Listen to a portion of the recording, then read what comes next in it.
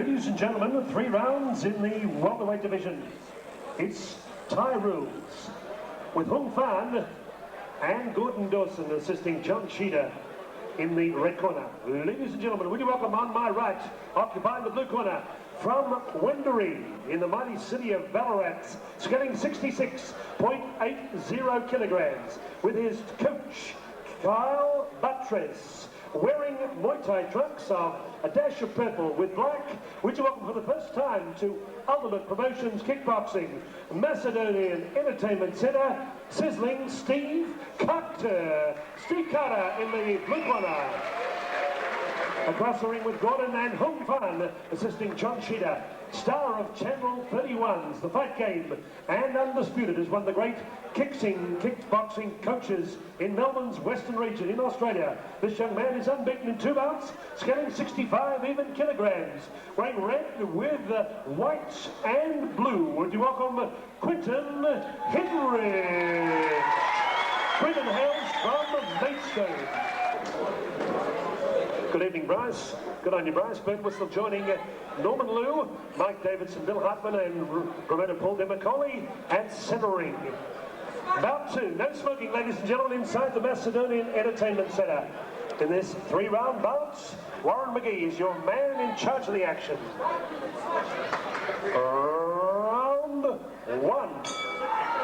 We're underway in the second bout of the night between the towering Quentin Hinhichs out of the red corner up against Steve Carter out of the blue corner.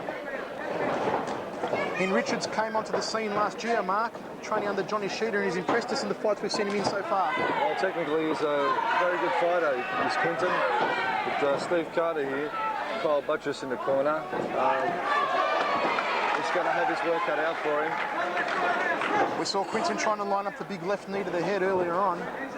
Once again, another novice fight where they're taking on the tie rules. Good to see. Quentin Hinhichs' height has posed such a problem for his opponents so far. He can get a lot of power on those leg kicks, those high head kicks, and he can just keep an opponent at bay with those front kicks as well. And Steve Carter just copying a blow to the groin there. Well, Quentin Hinhichs is going in for the inside thigh kick, and always a dangerous one to throw unless your opponent's legs are split fairly wide to take them off balance. But on the way through, just clipping the groin, and we're back in action now after a break. Quentin lining up the big inside leg kick again. He really lets it go like a slingshot. There it is once more, and he connected to the groin again.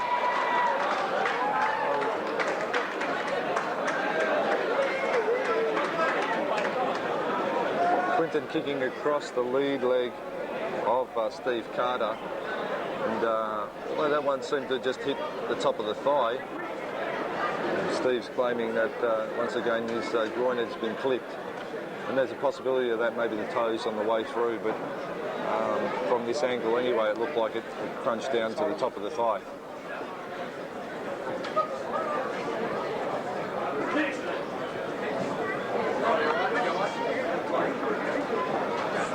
We recommence in the first round of action. Quentin Hinhichs has been the aggressor so far. We're going to do some damage to those wicked long legs of his, winding up a high left round kick to the head on that occasion. Didn't quite find the mark.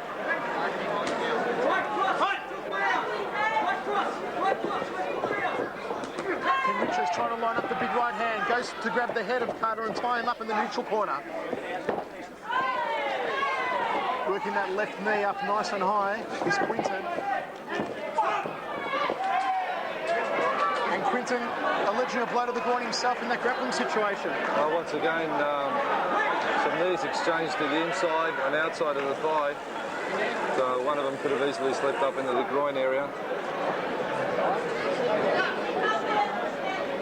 So I feel Steve Carter is a little weary now of Quentin's leg shots in particular, after getting maybe a bit of a nudge on the groin. So we see referee Warren McGee now just wording up the fighters, possibly telling them to keep the technique nice and clear and clean, and make sure they aim right with their targeting. Well, It's been a painful bout so far for both men. A big slapping leg kick there by Quentin Hinhichs. He might have injured himself with that leg kick, Mark. He's limping back to his corner. He does. He looks like... Seconds out. Round 2 coming up. Come on, get behind Quentin Hinhichs and Steve Carter. Round 2. Underway in the second round of action. Hinhichs in the blue trunks against Carter in the purple and black trunks.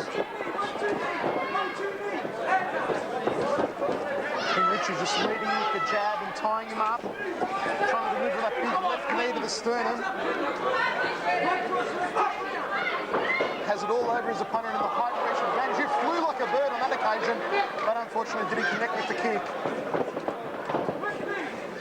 Hinhichs ties him up again against the ropes.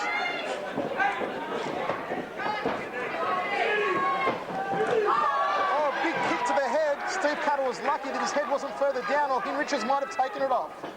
Big right hand by Hinhichs found the mark. Spinning back fist. Carter lucky just to duck under that one. Well, Carter's got very, very good anticipation, and he's keeping himself out of trouble with a lot of Quentin stuff. But I feel Quentin really is telegraphing a lot of his punches and kicks. He's winding his right hand up too far back. He's got to throw it straight off the chin a little more cleaner. And I feel if he does that, he's really going to do some damage. Hinhichs pulling down the head of Steve Carter, looking for the big knee. And Carter had the presence of mind just to jerk his head back and wrench himself out of the grapple. Definitely, I think it's coming. Quentin's just getting a little frustrated with Steve Carter. Carter's ducking out of the way of a lot of those big techniques, and that is frustrating Quentin a little. Mark, it looks to me that Quentin's trying to put all his eggs into one basket and always look for a knockout blow. Well, yeah, I think Quentin just sustained a little bit of a low blow, possibly a knee just above the groin area. It'll knock the wind out of you.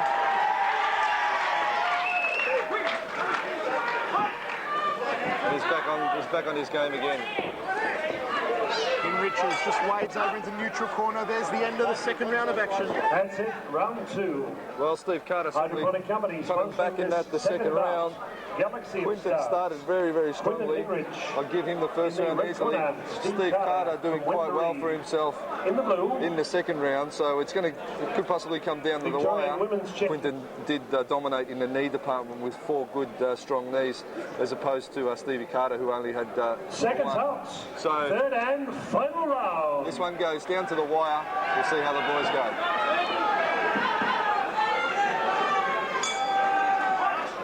Third and final round of action. Quentin Hinhichs against Stephen Carter. Our second bout of the night, brought to you by Ultimate Promotions, Paul Demicoli and Johnny Sheeter. There's Hinhichs going downstairs to that outside left thigh of Stephen Carter.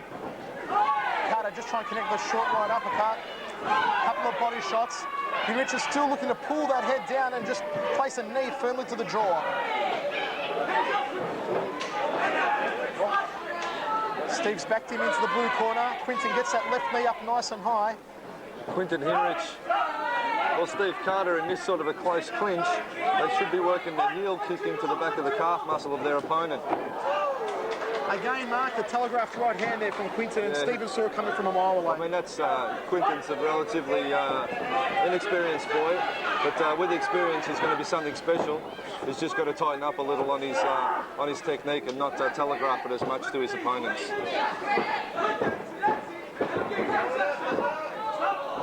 And another blow to the groin there of Quentin Hinhichs. Well, that one was accidental.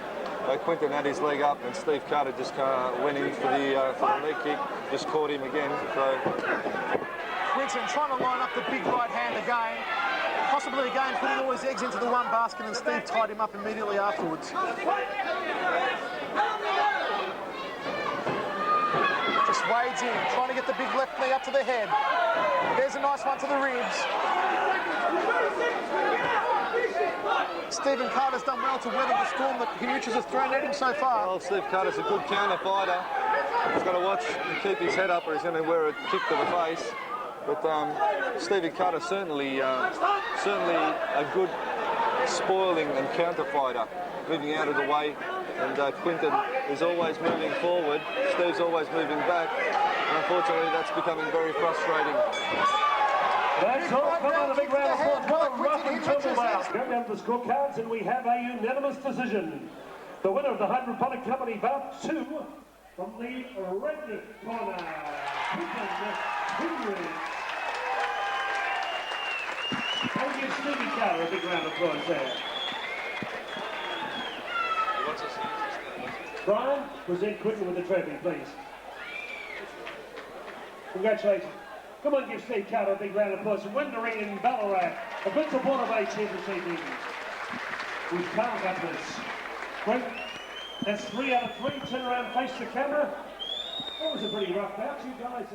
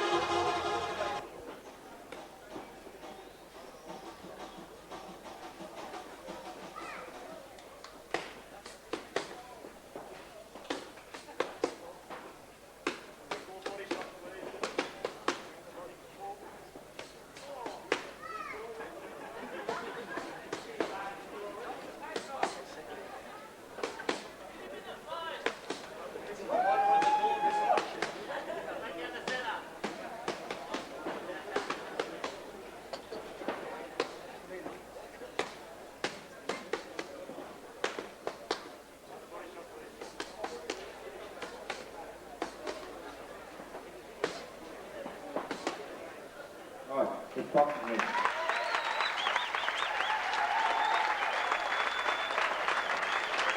Remember that Amanda's only 16 years old. She's been training for 9-12 months at the moment.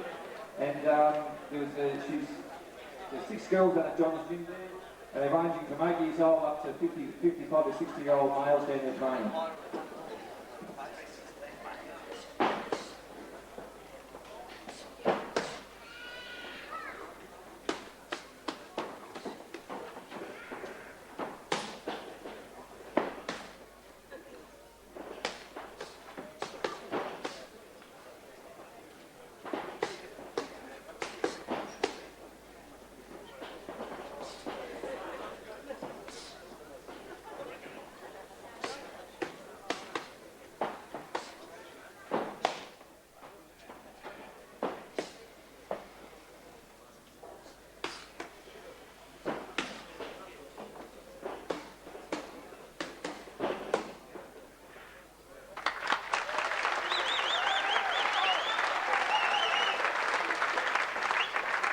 That was the kickboxing part of it. Now we're coming up to new time.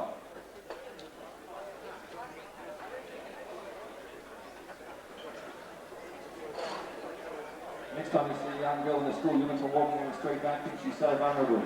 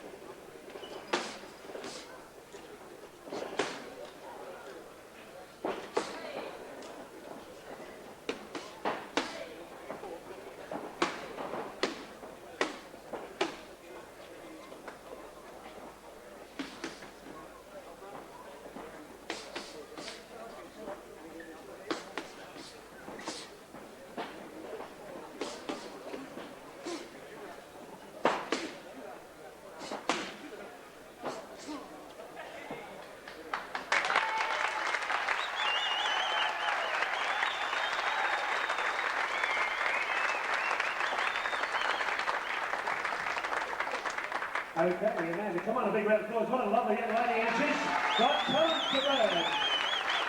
Hi, Amanda, how are you? Joanne, great to meet you.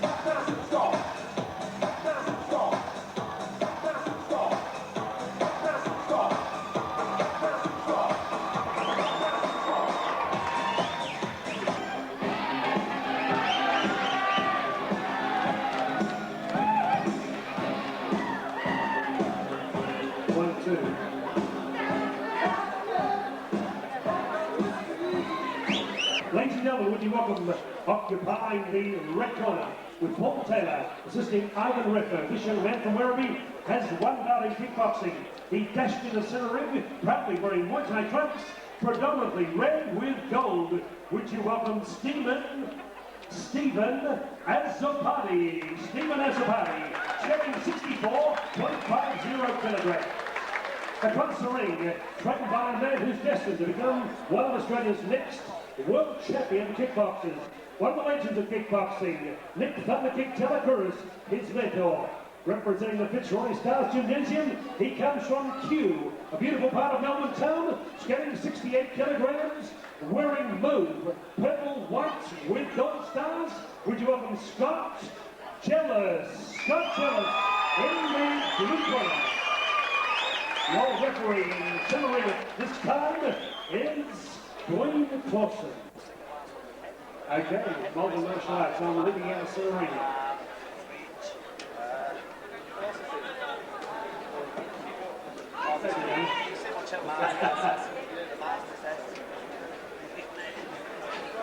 Okay, Bill, sponsoring this bout, Monleone Upholstery. Seconds out, round one.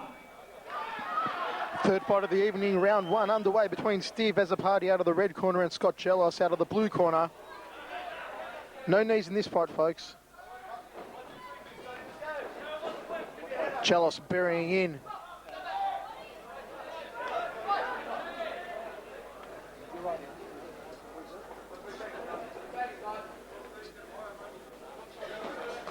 Azzorpardi just lining up a left hand. Jellos backs him against the ropes.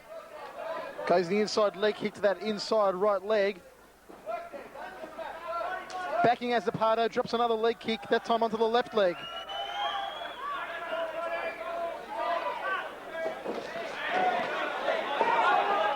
Both men trading some leather upstairs. Jellos backs him against the ropes again, tries to deliver the right, comes up with a left hook. Well, Michael, certainly Azzorpardi has got very sharp hand skills, as opposed to Jellos has got those thundering leg kicks from the Thunder Kick stable. So certainly a contrast in styles, but nevertheless, overall they're fairly evenly matched. 50 seconds remaining in this bout. In this round, I should say, Jellos there, lining up the big left hook. Came close, but no cigar. Forces Azzorpardi back into the red corner. Connects with a short right hand that stunned him. The referee's going to apply the standing count. Jellos connected. And Azzorpardi was rattled over in the red corner. Well, Azzorpardi certainly got nailed there. He was up and down. Very tough boy, Azzorpardi, but Jellos certainly getting a couple of good strikes home. Jellos comes out smoking again. Azzorpardi connects with an inside leg kick and another.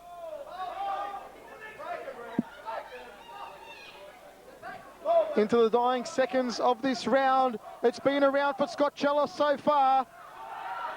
Tries to plant the big right hand again, the end of the round. And right at the end, Azzorpardi going down from a right hand, or was it just after the bell?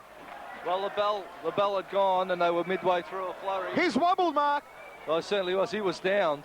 He was certainly down. The bell had gone. Just want to clarify a couple of things. But here. the Scott punch Jellos had been launched on the bell. So he was struck technically after the bell, but he had initiated the attack on the bell. So technically, he got the punch home. Monteliano, this is a freestyle rules here. Kicks and punches to the body and head. Roundhouse. Let's just have a quick look at the stats. Azzorpardi, 19 both parties agree on it. clean punches to Scott Jellos, 29. So certainly Scott Jellos getting more punches home than Azzorpardi, and kicks below the waist, 5 Azzorpardi, 4 Jellos. So Azzorpardi just ahead there, but Scott Jellos just romping it in when it comes to punching. Certainly took it up to Azzorpardi and worked away with the hands. Ready to rock and roll in the second round of action. Steve Azzorpardi copped a blow after the bell that rocked him up at the end of the last round. And it could be only a matter of time in this round before Jellos perhaps puts him away. Jellos comes out smoking like a house on fire, connects with a big left hand. Azzorpardi on rubber leg street again. Another right hand to the jaw. The referee's intervened, applies a standing count. Azzorpardi has been wobbled.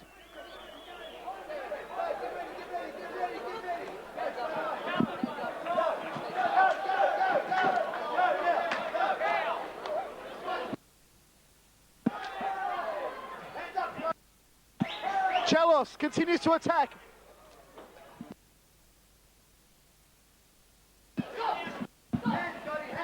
I'll tell you what, Michael, as a party, this guy is very, very tough man indeed, as we get showered in blood.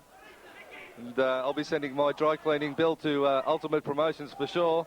But Scott Jellos, he's really charging like a bull out of a gate. He can sense victory, and he's going for it as they call for him to launch the overhand right. It'll be interesting to see if he does indeed throw it.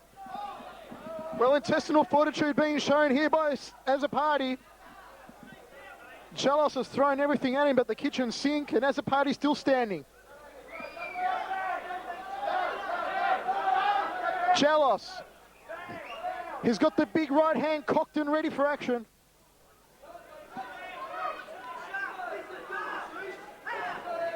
Asapati goes downstairs. Outside leg kick to that lead leg. Jellos just ducks under, tries to land the big right hand.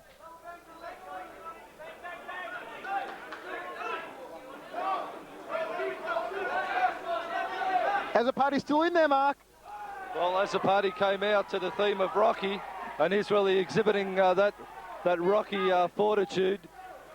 He's really standing up to it. And what a tough boy, Asapati. Well, there's the end of the second round of action. Again, Asapati getting collected with the big right hand at the end of the round, but he's still standing. Well, he's still standing. Scott Jellos just looked at him as in amazement, thinking, what's keeping this guy up? I've hit him hard, and he's still here at the end of the round. And I can sympathise with Scott Jellos because I'm wondering the same thing. As we have a look at the stats, we've got 25 good clean shots to Scott Jellos as opposed to only 8 good connecting shots from Stephen Azzorpardi.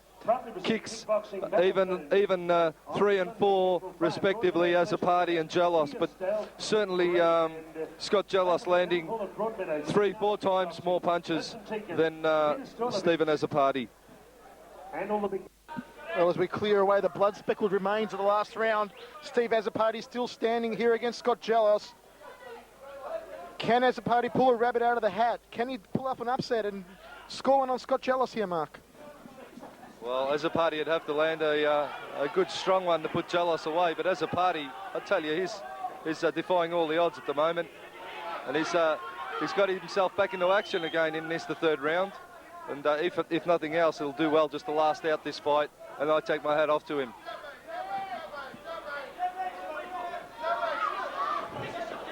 Jellos just leading in with the left hand. Tries to fire the big right hand, backs him into the red corner and goes to town again upstairs. Jellos on a demolition mission. The referee steps in. He's wobbled again as a party. Could it be all over? Jellos going ahead, hunting in the third round. The final round. It's been an absolute sluggathon so far. Jellos lining up the big right hand. It came close, but no cigar. Well, I think Jellos, all he's got to do is just see out the distance here, keep the points ticking over. No use going for the knockdown. A win's a win by any stretch, and all he has to do is just keep chipping away with those leg kicks, body shots, etc., and he'll have the trophy at the end of the fight. He might not knock Azzorpardi out, but he's going to punish him in the third round with some leg kicks. The boy from Q, showing he's got the goods. Goes downstairs, just tenderising that lead leg of Steve Azzorpardi.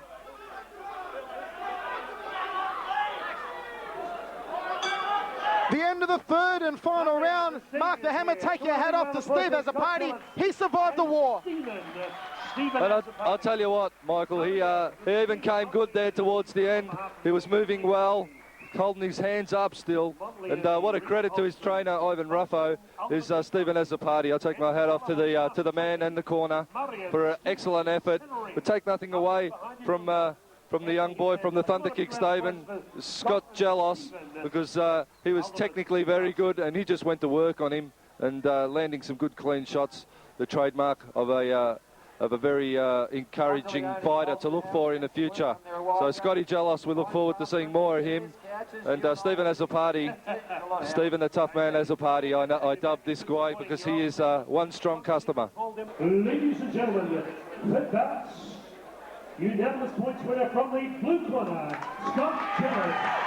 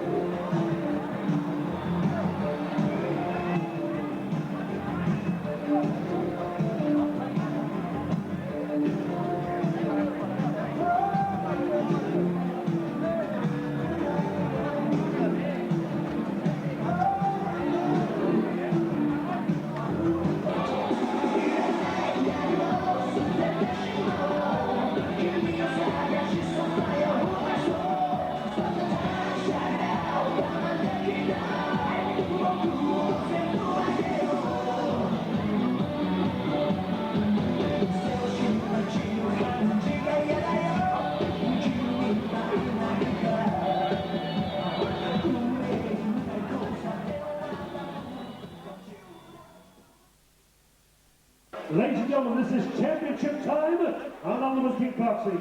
It's 4 rounds for the country regional super welterweight championship of Victoria. 2 young men who have been to the design camp already. Would you welcome, ladies and gentlemen, on my left, occupying the red corner. He was formerly known as the Kamikaze Kid, but he's grown up, he told me tonight at ringside. He lives right in the heart of the city of Melbourne. Passes power with sunshine, police Jim John Sheena, his coach.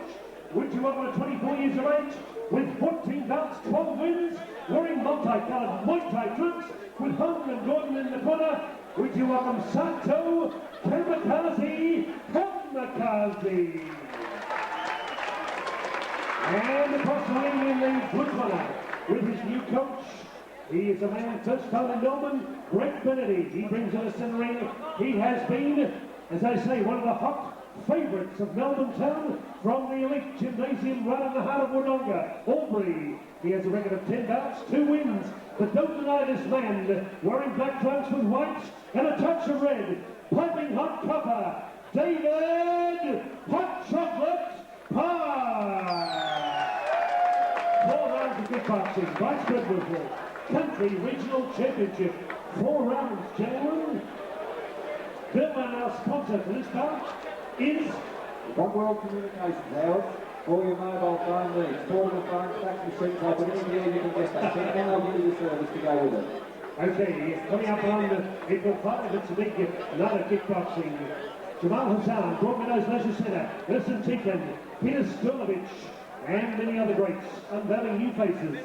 It's called the Battle Zone. Sunday, April 5. Round 1. First round, about 4th fight of the night in what Paul Demicoli, the promoter, has called a very special matchup between Sato Hamazaki, one of your favourite kickboxers, Mark, up against Hot Chocolate David Parks. Tell us a little bit about Sato. Well, what can I say, Michael? He's from parts unknown. He's the man with the tattooed back. David Parks taking him on. And what can I say? It's the battle of the tattooed warriors here tonight, as both these guys slug it out. 2 very colourful characters of the sport. Sato, the phenom of kickboxing, and the Hot Chocolate one copying a low blow. I'm tipping this one won't go the distance. I'm tipping one of these men's going to give, and there's going to be a knockout somewhere along the way. 2 characters of the sport fighting here for a Victorian title. Hot Chocolate just flicking out the front kick. Goes downstairs with the leg kick. Sato hasn't really fired off a convincing shot yet. Scheduled for 4x2, 50 seconds remaining in round 1.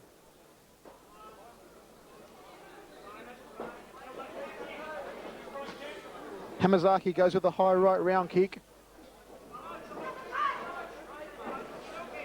Another one by Hamazaki.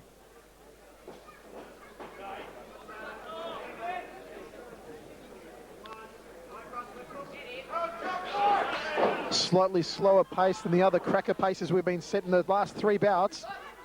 Parks following him against the ropes, connecting with the right hand a little bit late. Your third man in centering, referee Bryce Birtwhistle, 15 seconds to go, Mark. Well, David Parks is picking his shots quite well here in this first round. unloading there with the inside leg kicks and body shots. Hot Chocolate is certainly blended himself here well tonight, and he's looking the goods in the first round.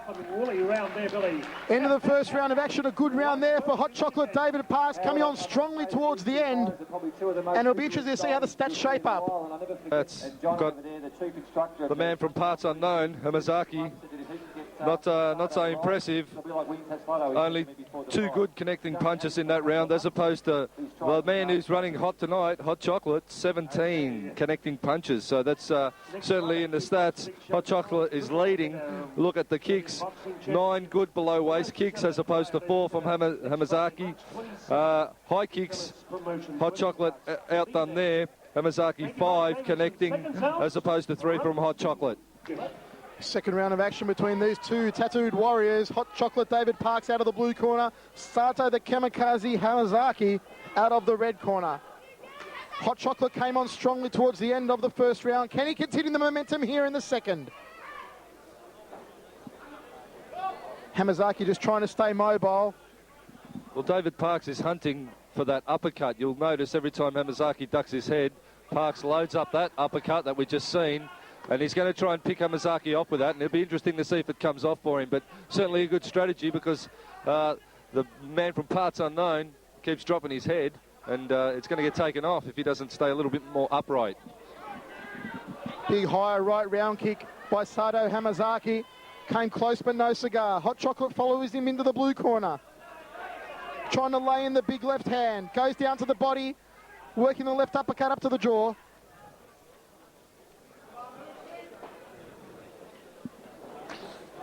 Well, they're not the prettiest fighters to watch, but they're gutsy. Dave Parks waiting in with the big left hand. Nice front kick, just picks him off, and another to the face.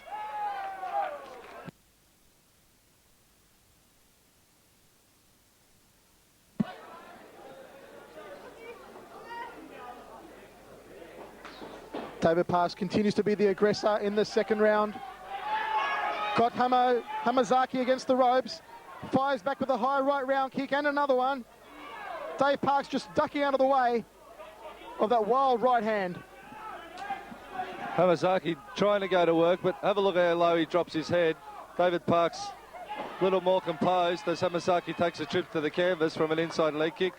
But I'll tell you, Michael, these guys are a picture in more ways than one. Have a look at them. Tattooed warriors. Off to the tattoo show after the fight here tonight, I hear. Another grueling, brutal round. I'll just let the one go through there, Hammer. The end of the second round of action. David Parks doing a real number on Sato Hamazaki at the moment. And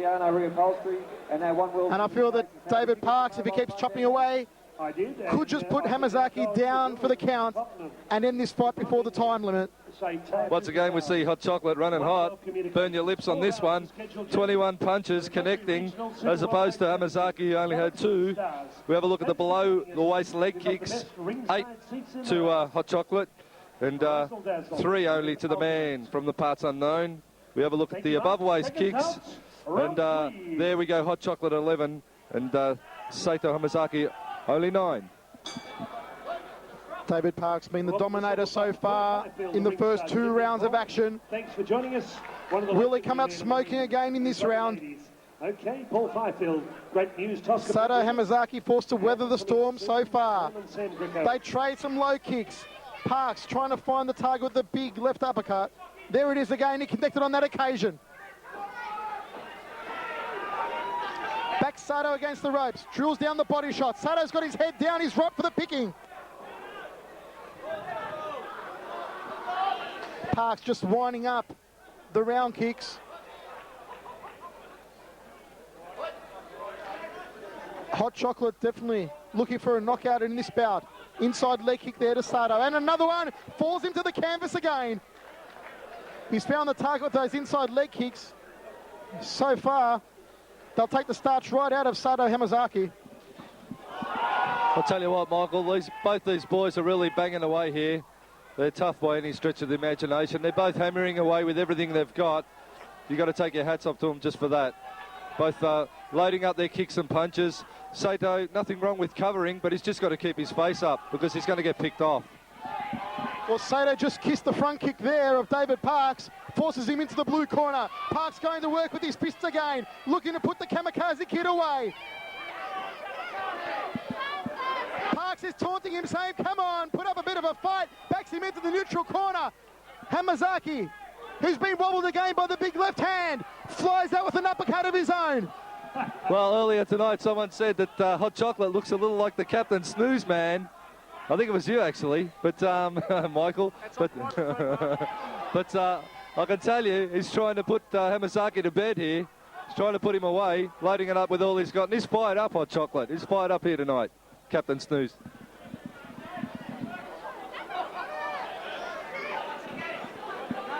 Referee Bryce Burwhistle assigned this difficult job, and a big front kick to end the round there by Hot Chocolate. David Parks put the kamikaze kid down. Have a look at Hot Chocolate. He's fired up. He's fired up for this bout. He wants a title. And good on him. He's been there many times. He's had some tough fights. And he's a tough customer. And he's here to do business tonight. And it's good to see. Hamazaki has walked into truly a storm. Looking at the statistics sheets, 20 connecting punches from Hot Chocolate. Hamazaki only 3. And you have a look at the high kicks. Again, 9 to Hot Chocolate and only 2 to Hamazaki. So Hamazaki has walked into an absolute typhoon of technique here tonight. Fourth and final round in this title bout between the Hot Chocolate one, David Parks, and the kamikaze kid, Sato Hamazaki. David Parks going to work again. Sato trying to remain mobile and out of the way of the vicious hands of David Parks. He's been working them a treat so far. There's another inside leg kick from Hot Chocolate. Poor old Sato Hamazaki's taken more knocks on the front door in this fight. Dave Parks forcing him into the neutral corner, trying to line up the left uppercut. Sato's head down low again. That could prove his undoing. A high left round kick there from David Parks.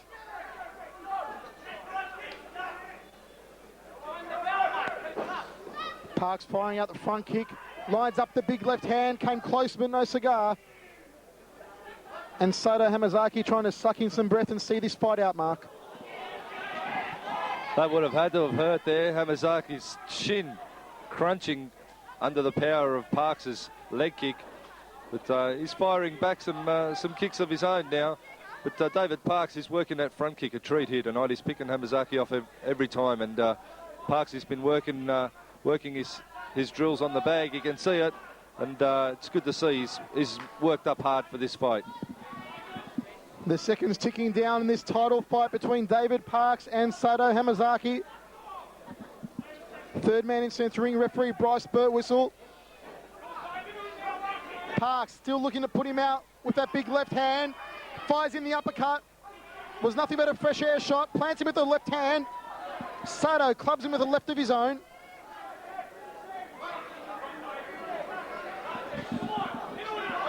The uppercut from Parks. Sato connecting with the left. The sweat flew from the bow of Hot Chocolate.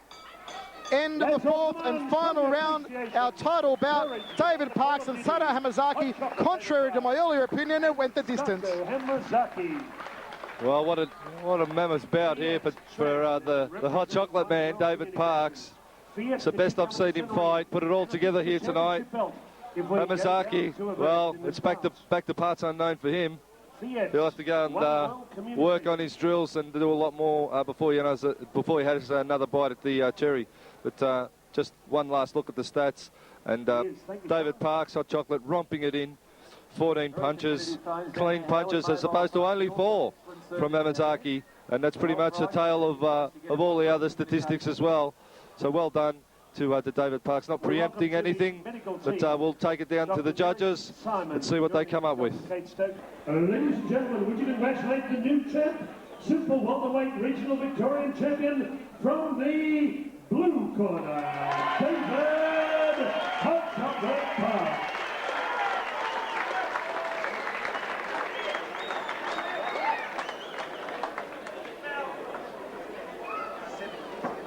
Sato, come across.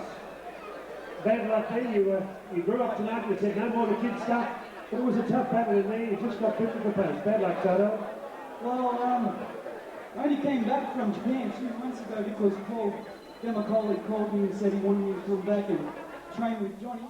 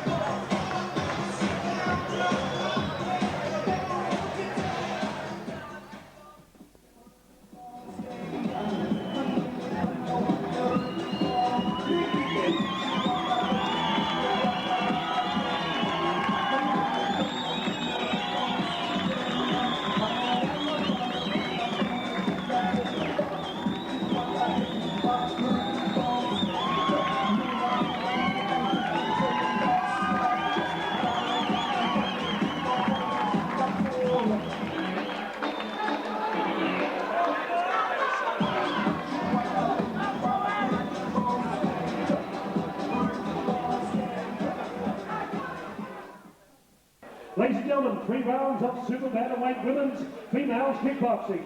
Would you welcome on my right, occupying the blue corner, she comes from the mighty city of Bendigo via Kangaroo Flat. 1 down at Bendigo, her mentor Great England. She's 54 kilograms in weight last night, wearing Muay Thai trunks of blue with white and a touch of red. Would you welcome the bomber, Bendigo bomber, Cheryl Lowndes. Across the ring, one of the stars of ABC TV, this young lady, last year at St Albans, just down the road, captured the women's atomweight championship in Australia, bantamweight title. She has a record of 5 bouts, 4 wins. A beauty consultant from Taylor's Lakes, part of the John Sheedy, Gordon Dawson Hunt Fund, Paul Demicoli, Sunshine Gymnasium. Tonight's getting 53 kilograms. Would you welcome the kick foot, the high kick, the tornado, wearing gold trunks with black, Joanne Falzon.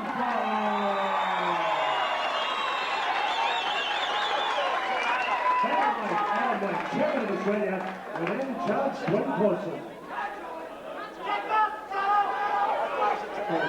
Below the in the instructions both in the dressing rooms previous, they take our commands at all times to the guard at all times. Good luck to both of you. Now sponsored this bout, Mr. Bill Hartman. It's the Deer Park Motor Records, all your new parts, old parts, anything you want, Deer Park Motor Records. They're held looking after you about tonight. Okay, doing all those VIP repairs to your vehicle. Seconds out, round 1. Underway in our first of 2 female kickboxing bouts of tonight. This one between the glittered shorts of Joanne the Tornado Falzon and the blonde bomber Cheryl Lowndes out of the blue corner. Both women starting off nice and close. No knees in this one. Under USA rules. High left round kick, or high right round kick by Joanne Falzon. She's got the advantage over Lowndes in the experience department. But I've been told that Cheryl Lowndes, quite a nutty, gritty character. And Joanne Falzon with huge support behind her here at the Sunshine Macedonian Entertainment Centre. Of course, from the Johnny Sheeder Ultimate Stables. Later on, we'll be seeing in one of our 4 main events, Laura the Storm Skinner up against Nicola Taylor from WA. But at the moment, it's the Tornado against the Blonde Bomber.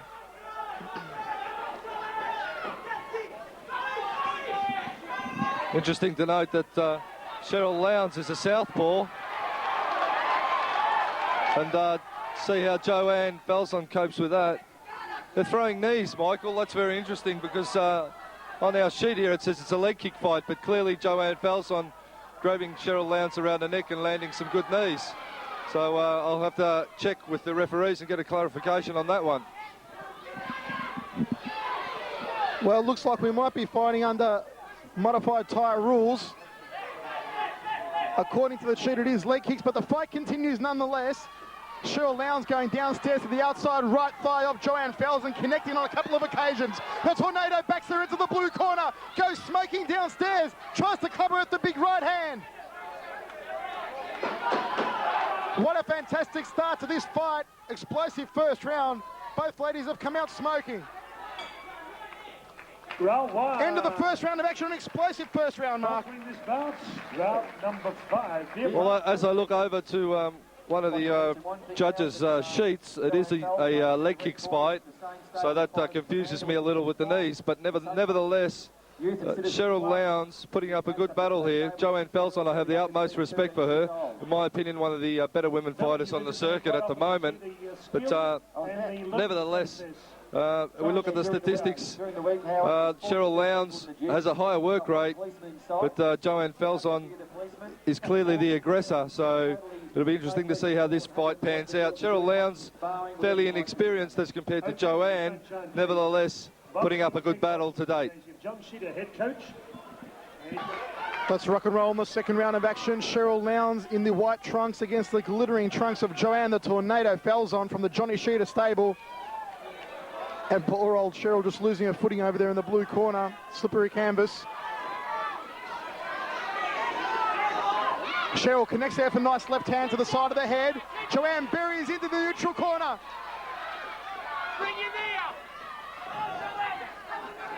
Both women training some outside leg kicks at very close range. They like to stay in and bridge the gap, both of these ladies. And not much in the height and reach department between them. Well, these ladies holding on a little too much for like. They're grabbing each other around the head. They've got to stand back and let their stuff go. Don't hook up there and grab onto each other. It'll look a lot cleaner and their technique will have a lot more effect if they fight at range. But Joanne Falzon, looking back at the stats, is far superior punching statistic, 17 connecting punches as opposed to 11 from Cheryl. So Joanne has the higher work rate and she's going to keep pushing forward all the way. Joanne just laying into her there with the left hand, caught her sweetly over in the blue corner. That'll make Cheryl Lowndes wish she was someplace else. Joanne just cocking that right hand. Inside leg kick there by Cheryl Lowndes. Falzon just follows her over towards the ropes. Launches a higher right round kick, didn't quite find the mark. Back into the neutral corner, the crowd really getting behind these two girls. Cheryl trying to go some inside leg kicks. They're all tangled up and the referee is there to separate both women and keep it nice and clean. Okay, end of round 2, come on. End of the second round of action between Joanne Falzon and Cheryl Lowndes. It has been a crackerjack fight so far. Well, Michael, it's not the best I've seen Joanne fight, but I feel fighting a southpaw, Cheryl Lowndes has certainly confounded Joanne's usual smooth flow. She's been thrown off a little, but nevertheless, she's a very strong competitor, Joanne Falzon, a very tight and accomplished fighter. I feel knee fighting suits her more than the USA or leg kick rules. But looking at the tail of the statistics, Joanne really forging ahead in the second round with 15 good connecting punches as opposed to only 6 from Cheryl. So Joanne has the higher work rate, and I feel she'll only get stronger. Although, as I said, she's not working her usual smooth self as she's done in the past. Let's rumble in the third round of action. As Mark said, Cheryl's work rate in the hands department dipping down a bit in the second round. Can she lift it back here in the third? They go hell for leather early on. A high left round kick there by Joanne Falzon to the side of the face of Cheryl Lowndes. She didn't like that one. Joanne Falzon, a nuggety fighter that she is, digging right in, burying in. There's the high left round kick again to the side of the head of Cheryl Lowndes. Both women go downstairs and trade some leg kicks. It might have been a knee there from Joanne Falzon again over in the blue corner.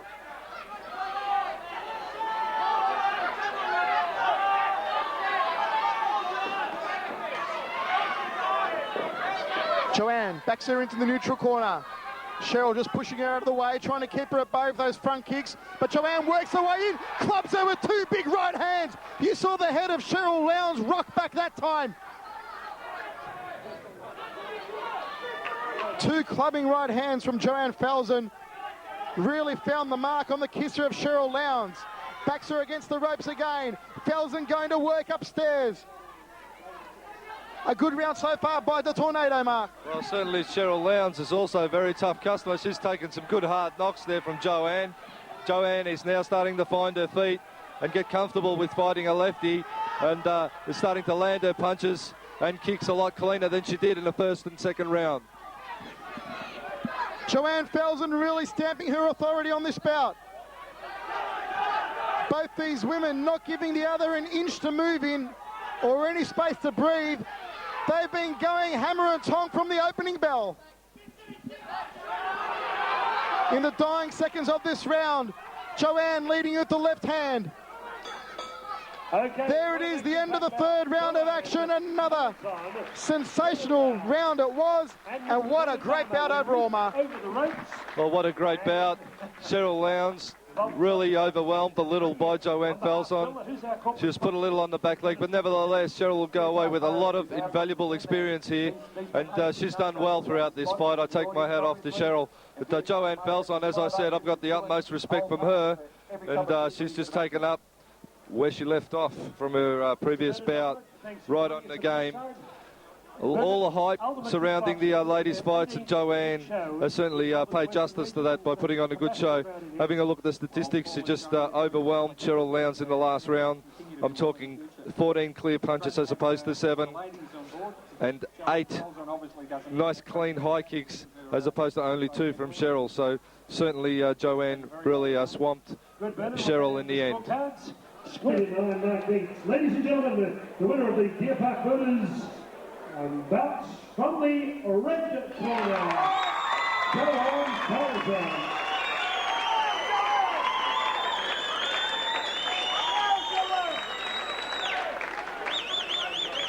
Congratulations, 5 out of 6. Joanne, congratulations, you've had a big week. Right on television, ABC yesterday, and a good story in the Herald Sun. It's been a busy week in terms of media exposure, and congratulations. Yeah, it has been actually. It's been pretty new for me. I'd like to thank Laura for helping me out with my notes through that. So yeah, it's been pretty good. Congratulations. Lots of people here supporting you. Yeah, I've got all my friends and family down there. Yeah, my parents are here. And my auntie and uncle. I'd just like to say one thing that this fight was my friend a couple of weeks ago. So this fight's for her. I know that she's watching and it's here. Beautifully said. Joanne Falzon. And a lovely young lady out there for the first time in life.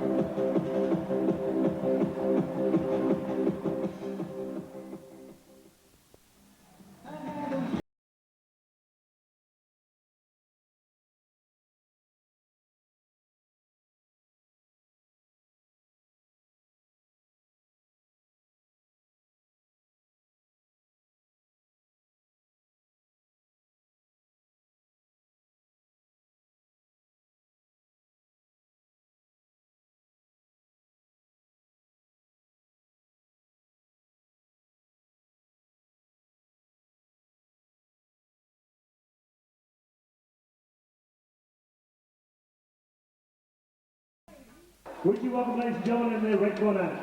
He's been out of action for 18 months, 3 bouts, scaling 78.8 kilograms. With the golden boy Eddie assisting Jenk Osborne. Would you welcome from Werribee Town, wearing black trunks with a touch of gold, Dean Xuereb. Dean Xuereb in the red corner. In the blue corner with Ben Shearer, assisted by the babyface assassin, Nicola, part of the Paul Fifield, Tommy Tocasio stable. Getting 76 kilograms, he comes from the mighty town of Brighton, by Bayside, wearing Muay Thai trunks of red and black. Would you welcome Jason O'Neill. Jason O'Neill, Dean Xuereb. Bryce Bedford with your referee, 3 rounds in the light heavyweight division. Okay, gentlemen, you both know the rules of fighting under. Listen to my commands all the time, alright? No low kicks off the inside thigh, you understand? At all times, defend yourself, touch both near in the last round. Relax. Good luck, we say.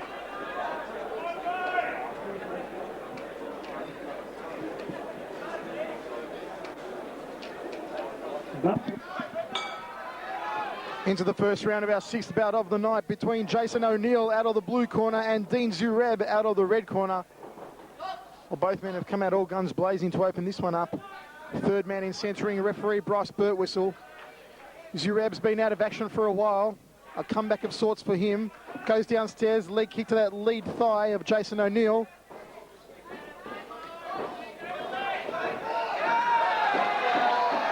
Dean Xuereb barreling him upstairs there. That time O'Neill taking a fall in the middle of the canvas. And Bryce Birtwistle applying an early count. Well, Dean Xuereb will have to certainly keep his head up. He's another one that keeps dropping his head. Sorry, Jason O'Neill. I got the wrong way around there. Dean Xuereb will be going for the uppercut and the kick to the face. Jason O'Neill will have to keep his head up when they get in close.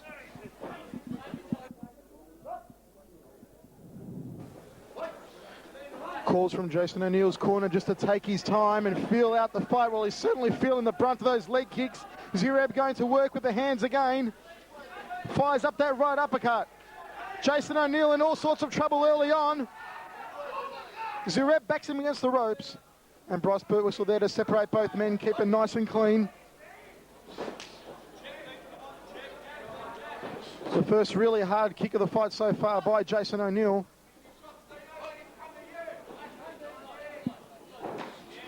Nice leg kick to the lead leg again there by Xuereb. Looking very good so far. He's applying enormous pressure so far to Jason O'Neill, Mark. Well, Dean Xuereb is just pushing up all the time. And he's all over Jason O'Neill at the early stages. But Jason O'Neill, all he's got to do is weather the storm and be there for the second and third round. And I think he can maybe work on a slightly tired out Dean Xuereb. Real estate. End of the first round of action between Jason O'Neill and Dean Xuereb. Xuereb came out smoking, put O'Neill down early on. And we're going to go to the stats very shortly, and I'm sure they'll show that Dean Xuereb was indeed the busier fighter in that round, Mark. Well, Jason O'Neill just a little too much on the offensive and also ducking his head down, which is always dangerous. Having a look at the stats, we've got clean punches or connecting punches, 17 to Xuereb and 6 to O'Neill. Have a look at the leg kicks or below the waist kicks, 17 again to Xuereb. And only 2 to Jason O'Neill, 2 good connecting kicks to O'Neill. So O'Neill will certainly need to up his work rate and get a little busier. But he'd be a little nervous. He's only a novice. Let's rumble in the second round of action. O'Neill coming out strongly, charging across the ring. Xuereb just pushing him off to gain a bit of distance. Goes for that corking leg kick to the lead leg of O'Neill. It's worked a treat for him so far. And as Mark said, between the rounds, 17 punches thrown, clean punches that is, by Xuereb. And 17 clean kicks in the first round, keeping very busy indeed Dean Xuereb.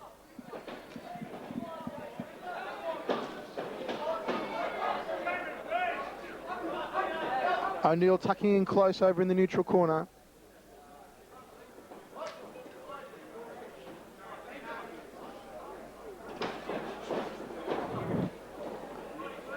Both men tied up over against the ropes. Xuereb just letting fly off the right hand, didn't quite find the mark. Lines up a high right round kick. O'Neill tries to come over the top with the left hand, came close but no cigar.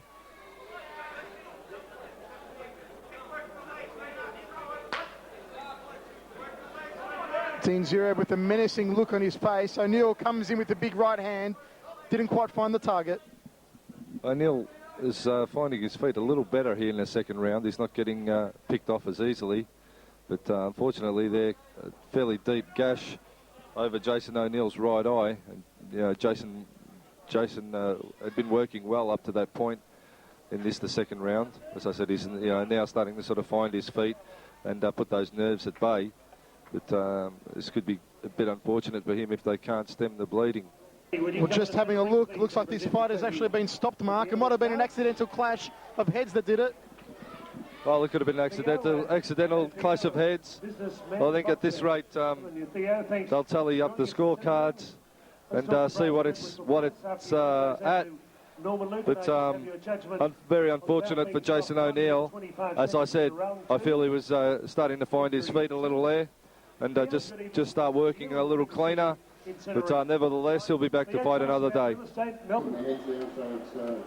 of those things that's going to, more than likely going to happen. So they'll just stop the fight there, and they'll score the bout up to that point. And because it was accidental, whoever's in front will get the decision. Aces. We don't forget Jellos also, Howard, who sponsored this bout as well. Okay, we're just waiting for the rules to be observed because...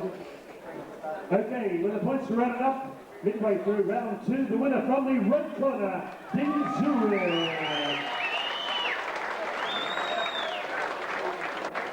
Theo will present the trophy to Dean and bad luck there to Jason O'Neill.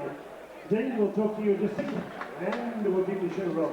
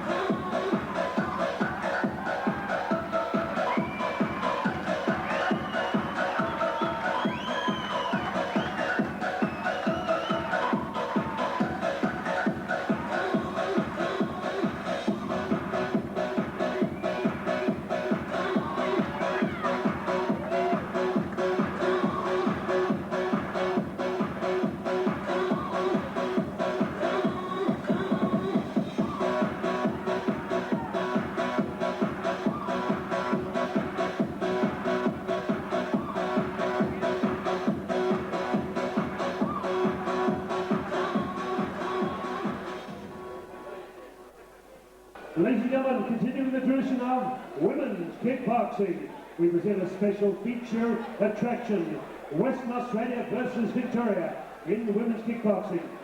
Would you welcome, ladies and gentlemen, in this card scheduled for 5 rounds in the super flyweight division. In the blue corner, he was once part of Master Dana, the trainer's big gym. He won an Australian championship with Master Dana. We welcome back Ron the Bomb Parr. Welcome back to you, Ron.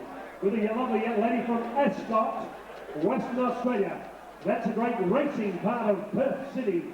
She comes from the centre ring in Melbourne with 8 bouts, scaling 52.80 kilograms. She works in the thoroughbred racing industry, wearing red trunks with black and whites. Would you welcome Nicola Taylor? Nicola Taylor in the blue corner. Ladies and gentlemen, would you welcome in the red corner? This young lady has a record of 15 bouts, 12 wins, 2 losses, 1 draw. She was the inaugural Women's Professional Featherweight Champion of Australia. She is the East and South Pacific Women's Flyweight and Australian Super Bantamweight Queen. A big star on recovery on ABC TV yesterday morning, featured in the Herald Sun during the week. She has boxed in Thailand and Japan, following the footsteps of Bridget Riley and Kathy Long.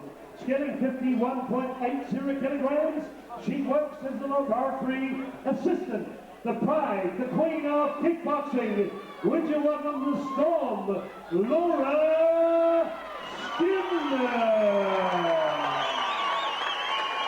Wearing red blue trunks with lurid red, white and gold. 5 rounds, super flyweights, Thai rules.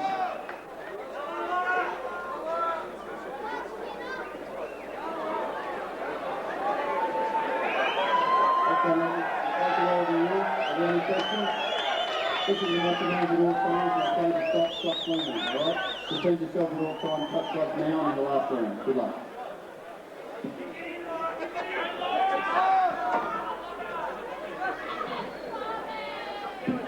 Thank you, Dana. Sponsorship for this bout, Bill? Yes, we've got good looking shirts now, and they're very good looking. Dana, good to have Ron the Bomb Par, one of your great projects back in town. That's it, he's a good one too. Good training. Okay, we're coming up to round one. We are ready to rumble in the first round of action between the Storm, Laura Skinner, and the Velvet Trunks up against Nicola Taylor from WA in the Red Trunks. And a sensational ovation for Laura when she made her way to the ring. Very popular indeed. Up against a far less experienced opponent. And let's see what Laura can do with her. The Storm going to work early.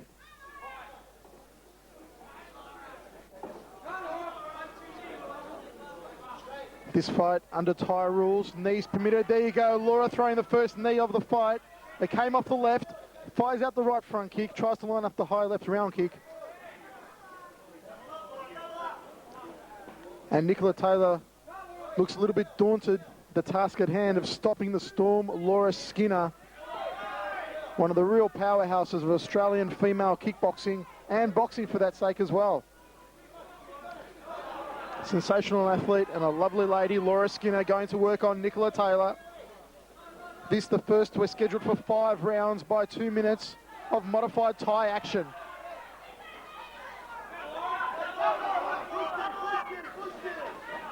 Laura looking to rattle her with punches upstairs.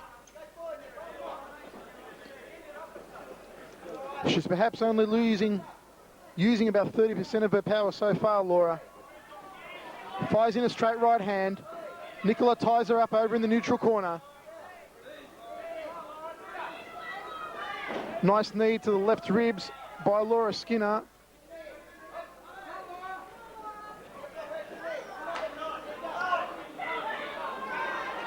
Nicola Taylor looking overwhelmed by the power, which is now probably at about 50% of Laura Skinner. Laura, here she goes to work, folks. Here it comes. The Storm has her in trouble over against the ropes. End of the first round of action. Welcome also the Phantom, Pat Christophe. Well, what can I say, Michael? Laura Skinner is a far more experienced competitor than Nicola Taylor, and I think Laura would be well advised just to stay back and not get into the tie grappling situation, because Nicola, if anything, would be able to match it in the grappling situation. But I feel if Laura just stands back and picks her off, she'll certainly be able to pull Nicola Taylor apart. Thai boxing at midnight, and coming up on Fox Sports on March. All is in readiness for the second round of action. I've got a feeling this one won't go the distance. Laura got to work right up to about 50% of her power in the first round. If she steps it up here, it could be good night Irene for Nicola Taylor. Laura tying her up early on. Very powerful woman indeed, Laura Skinner. Trading some knees over in the red corner. Laura fighting at her lightest ever here tonight. And as always, looking at picture of fitness.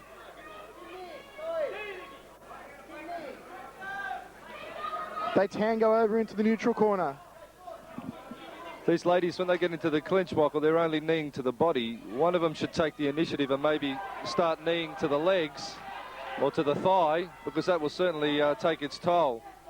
But it's interesting to note that a lot of the fighters are just happy just to the knee to the body, as Laura Skinner sends a great front kick in and once again goes to work on Nicola Taylor. Laura Skinner is stepping up the momentum here in the second round. She wants to put Nicola Taylor away, perhaps. A spinning back fist there, planted her like a tree. Nicola Taylor in a world of hurt over in the red corner. Nicola Taylor will be wishing she was someplace else after that lethal barrage by the Storm, Laura Skinner. And listen to the ovation from this capacity crowd. They love the Storm here at Sunshine. Nicola Taylor on rubber leg street. Bryce Birtwhistle, the referee, stopped it. It's good night, Irene. It's a sweet victory for Laura Skinner. Well, Nicola Taylor never really looked comfortable in there. a relative novice in, I suppose, in this calibre of opponents. She didn't want any more, and I think it was going to be all downhill for her from there. As we have a look at the statistics, the first of the back fists thrown in the fight really did some damage, but overall Nicola Taylor was just getting picked apart, and how unfortunate for her. But well done to Laura Skinner, and she's back, and she's looking good, and we look forward to seeing her in the future. In sunshine.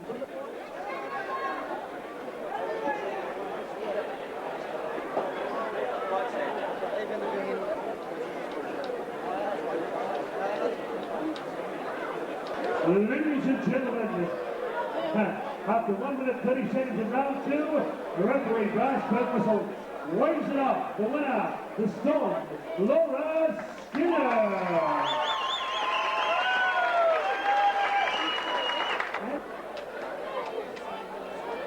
Laura, come across, congratulations, and you've been in action 12 months, is that right? Yeah, in Australia, 12 months since we've seen you. Okay, but not in Victoria. And nice to be back and get the smell of centering again. Yeah, it's good to be back and have a win here, especially after last time. Laura, you said a very good piece in the Herald Sun during the week. I think Bob Hart said to you, what are women in kickboxing supposed to look like? They can be elegant, intelligent, bright, personable, all those things. A good quality, and you've got those. Thank you very much, Alex. There's a few people I'd like to thank. John Sheeter, Paul Nicola for all their help. Joanne and Amanda for helping me start down the gym. Doc Lewis for all his support. And my brother John and all my family, everyone who comes to watch me. Thank you. I love it, lady. And Gordon Johnson. I'd like to thank each and one of you for attending tonight. It's been a long haul for me and Johnny. We've been working on this show about 10 to 12 weeks. It's great to see a big crowd on a very, very hot and windy day. Ladies and gentlemen, me and Johnny would like to bring up a fighter who, over the past 2 shows, has been brought up right up to the altar but left standing. It's one of our fighters. His name is Hung Fan. I'd like to get Hung into the ring, who once again is the support of the crowd and his friends. It feels like shit, but it ain't nothing to do with him. I don't know what's wrong with him, but we must intimidate his opponents. They scared of him. We fight anybody between 70 and 72.5, whether they've had 5 fights or 50 fights. He's not scared to fight anybody in the world. That's just a little part for a token of appreciation. Last time we scheduled to fight in Commonwealth Clash, they pulled out. Tonight, up until Thursday, he was on. Thursday night, I got a phone call saying the boy knew, off he went. So I'd like to congratulate him. Thanks.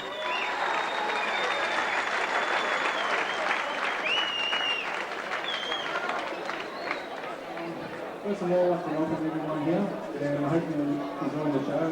And second of all, I'd like to apologise because I can't fight tonight. I was looking forward to it, trained hard, lost weight, feeling good, but I want to fight. What I can do. So hopefully next time I'll put on a better show for you. And I'm fighting in 2 weeks' time, so if you'd like to come and watch, you're welcome. But hopefully I'll put on a good show for people there to watch. And thank you for coming to the show. Ladies and gentlemen, I've got your attention. Me and Johnny have ran quite a few shows, as you know. He's a very good people who always comes to our shows. But me and Johnny, we've got an award tonight that me and Johnny have been thinking of. It's for the best up-and-coming kickboxing gym. Over the past 3 years, we've spoken to a lot of gyms, dealt with a lot of people. But the best up-and-coming kickboxing gym in Melbourne, in mine and Johnny's eyes, is Thunder Kick Nick Chalapuris. So I'd like to call Nick up to the ring, please, say a few words. We're going to apply for his gym because we had a win on tonight. We had a show up in Bendigo late last year. Nick put 4 boys on that. It's at the best up-and-coming gym we've got in Melbourne, and we'd like to give him a token of appreciation. Here comes Nick now. All right, man. Nick trains out of Doc Lewis's Melbourne Martial Arts Gym. He's got a good team behind him with Joseph, Nick Carra and Lincoln. We're so nice, eh? Thank you, Paul. Surprise. Thanks a lot. Jesus, what can I say? Basically, what makes it a gym is when everyone comes together and supports each other, and that's what we've got down in Melbourne. So, all the guys at Melbourne, thank you very much. And Paul and Johnny, thanks very much. Also, I'd like to thank the WA fighters for coming down. It's a long trip crossing that Nullarbor, but luckily we flew them and it still cost us a fortune. The beach drive them. So I'll let the three main events come on. We've got a big treat for us. We've got Baris Nezif coming up next. Then we've got the great white shark, Jenk, Behic, and we'll go home with the beast, Ilaz and Alshani. Thank you very much.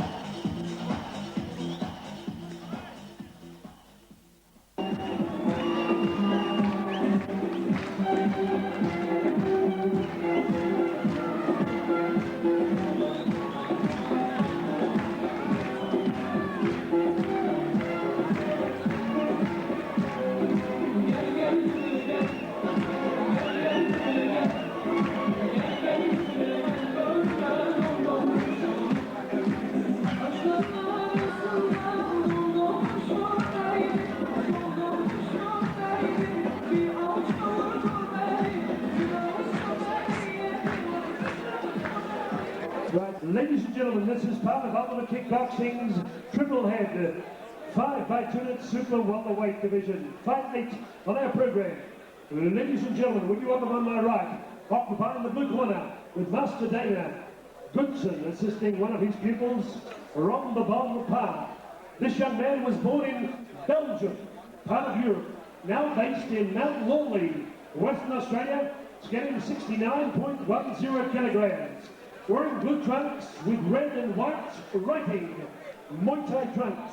He's engaged in 13 bouts, making his debut in Melbourne City. Would you welcome Oliver Olson. Oliver Olson in the blue corner. Across the ring with Claudio Vivet, joining us and the Jamal Hazan Academy.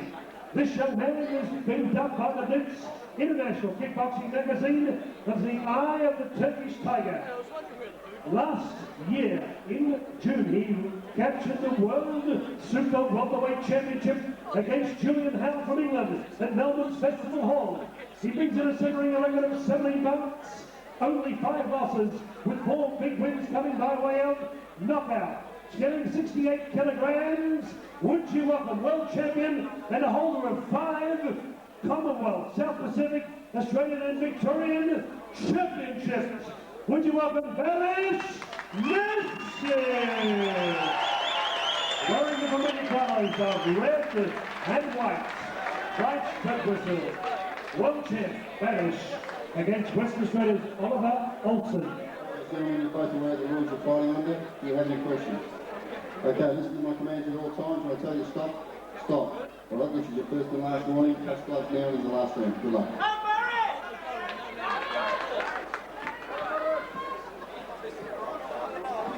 5 rounds will, and our sponsor for this triple header, our first in that series. Round 1.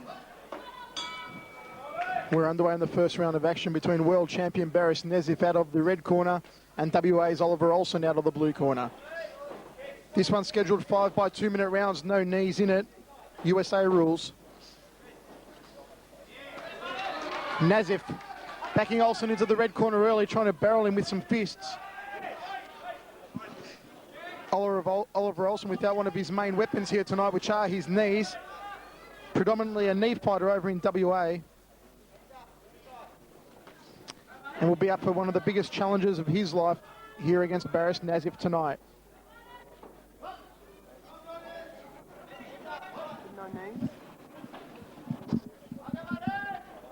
Olson came over the top with the left hand.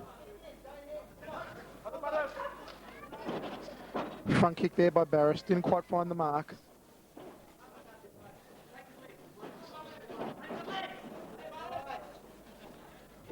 Baris lining up that high right round kick that he's so renowned for.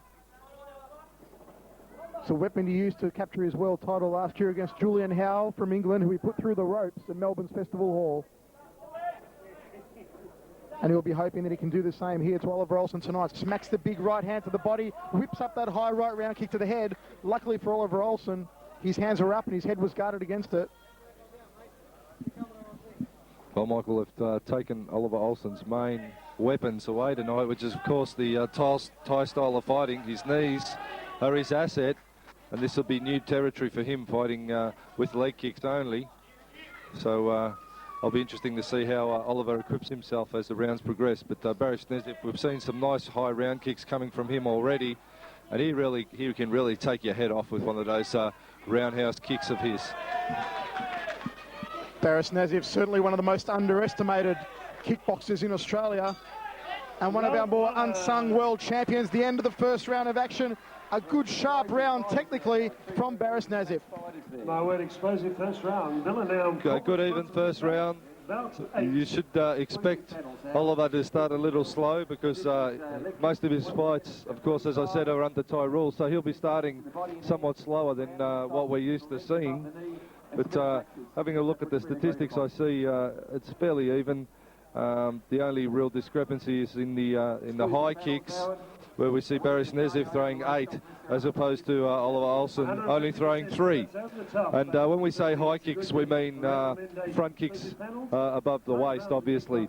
So at this rate, it's started fairly evenly, and we look forward to seeing this fight progress. Underway in the second round of action. Nazif against Olson. It was Nazif going to work in the first round. Those vicious high kicks, all 8 of them in total above the waist. And there's another one off the right leg from the world champ. Clubs Oliver Olson in the neutral corner, right in front of our commentary position. That one there saw the sweat fly off the brow of Oliver Olson. Nazif goes downstairs, chopping away to that lead thigh. Olson certainly has his work cut out for him here tonight. Third man in centering, referee Bryce Birtwhistle. We always talk about Baris's kicking combinations, but he's got quite a sharp pair of hands on him as well. Trained in all facets, of course, by former Blitz Hall of Fame Trainer of the Year, Jamal Hassan.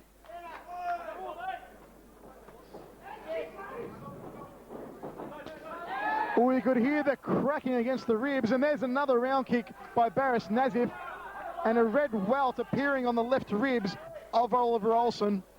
Baris certainly finding the target so far with those round kicks, Mark. Well, Baris is spot on with his timing here tonight. He's getting those round kicks just between the hip and up under the arm there. He's getting it right on the ribs. His timing's impeccable. But Baris Nezif, probably one of the most underrated fighters in the country at this time, I'd say. Not a lot heard about him. He's always been semi-mains to most of the top-line fighters, but you can't underestimate the power and the technical ability of this man. He's a credit truly to his trainer, Jamal Hassan.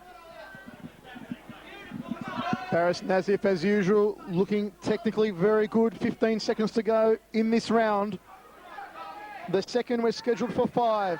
Nazif lining up the clumping right round kick again, forces Oliver Olver into the blue corner. The end of the second round. Action plus. A good end to that round there by Baris Nazif.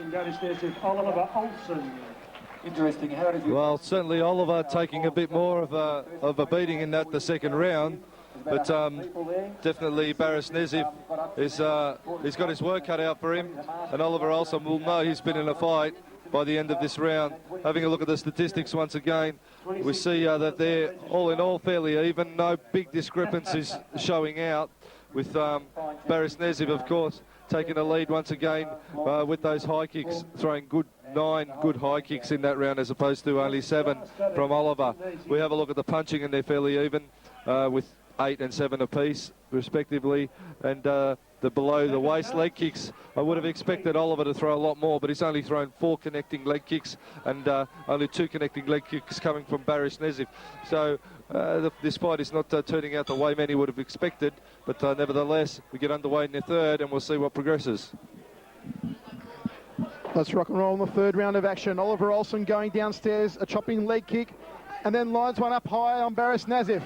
Baris retaliates. A couple of clubbing right hands followed by a round kick of his own. Baris just sticks out the front kick off the right leg. Looking very focused tonight here, the world champion. Inside leg kick by Oliver.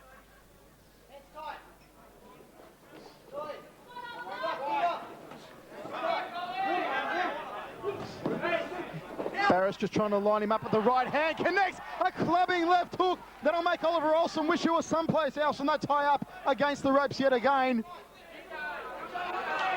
Those left hooks will take the starch right out of Oliver Olson. You can bet on it. There's a high right round kick to the head, again by Baris Nezif, the wonder kicker from the Jamal Hassan stable.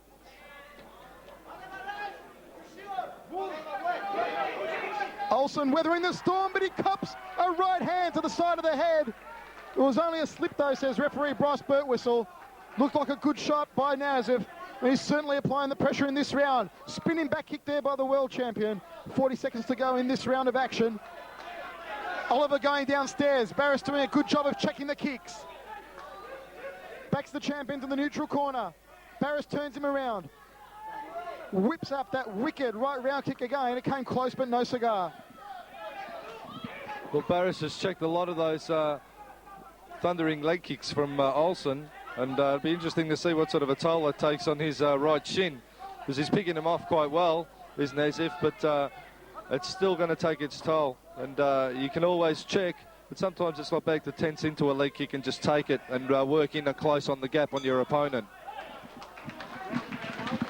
End of the third round of action between world champion Baris Nezif and WA's Oliver Olson. Another good strong round there for Baris Nezif, working those higher round kicks and trying to line up the head of Oliver Olson with his clubbing left hook and straight right hand. 1 out of 200 people involved. As I look at the statistics sheet here, Michael, I see that Baris Nezif has actually picked up the pace a little. He's thrown 5 good high kicks, connecting. When we say connecting, they can connect on the arm or they can connect on the gloves. The thing is, what we're trying to get across is the work rate of the fighter. So there's 5 good high kicks from Nezif, only 1 from Olson, and 2 and 3 respectively, but Nezif and Olson below waist kicks. We have a look at the punches, and we see Baris Nezif throwing 9 good punches, as opposed to only 7 from Olson. So Nezif slowly pegging his way forward, and really making Olson buckle under the pressure of the continual barrage of kicks and punches. Let's rumble in the fourth round of action. That time it's Oliver Olson lining up with a high right round kick and another one. They're trading round kicks in centre ring at the moment.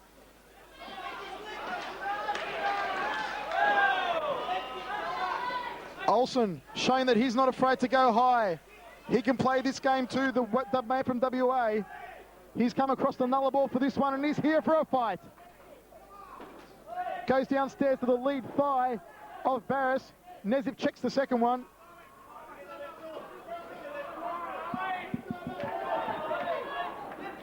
Olson going downstairs again. A better start to this round from Oliver Olson so far, Mark.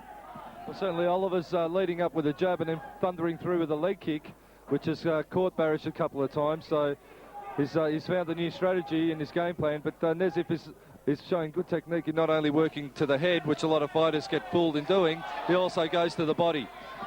Oliver Olson connected with a couple of clean headshots to Baris Nezif. The champ isn't fazed by them, however. That leg kick hurt him. He's backed Baris into the blue corner. Oliver Olson going to work on the world champion. They're slugging it out. Listen to the crowd explode. It's a slug-a-thon, a war over in the blue corner.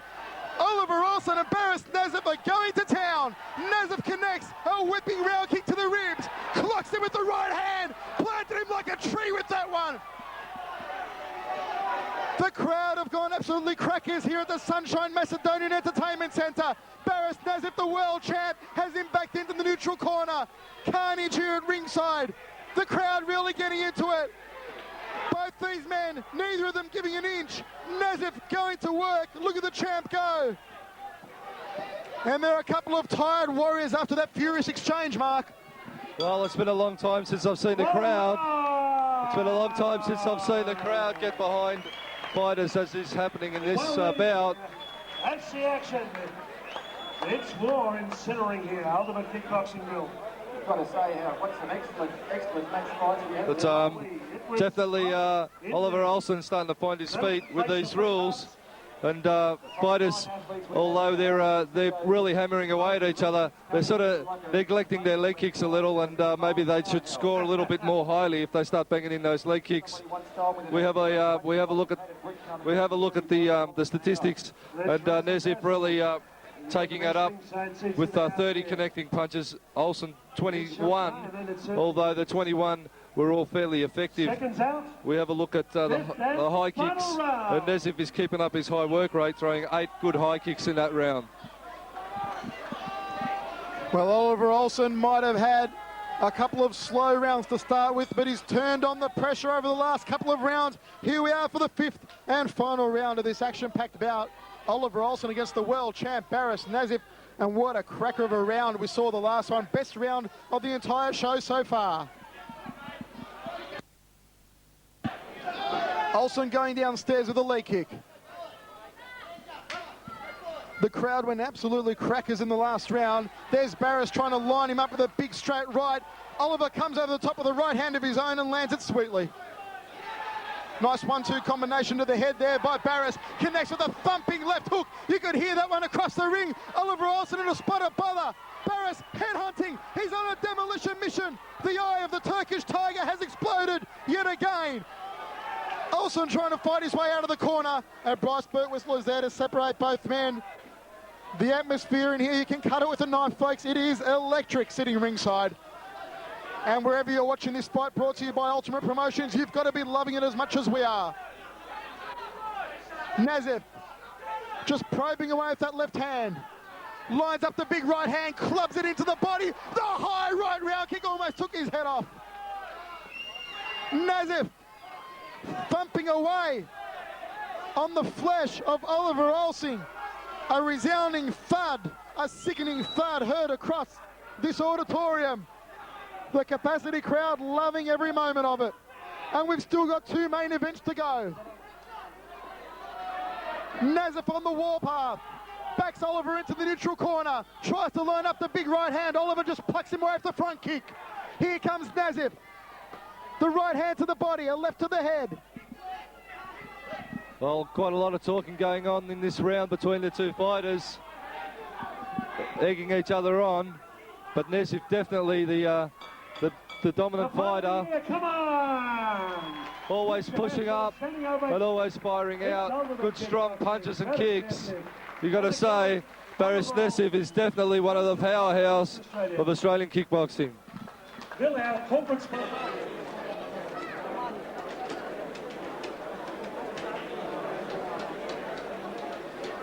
Here's Rice. Paul Vimatelli, Paul Killicross. That's certainly in the can as the final year of 1998 already. Well, Howard, I've been to every kickboxing show in Melbourne this year, and that was surely the best fight I've seen. Both boys put in a brave effort. It's a shame he's a winner, and it's a shame he's a loser.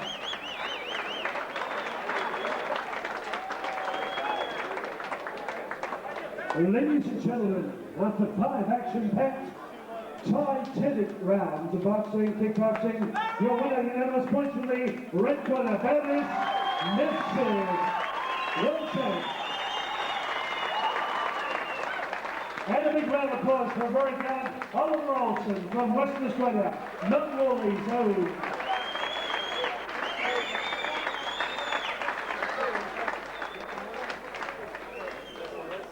We'll be talking to Jamal Hassan and Oliver Olson in just a moment.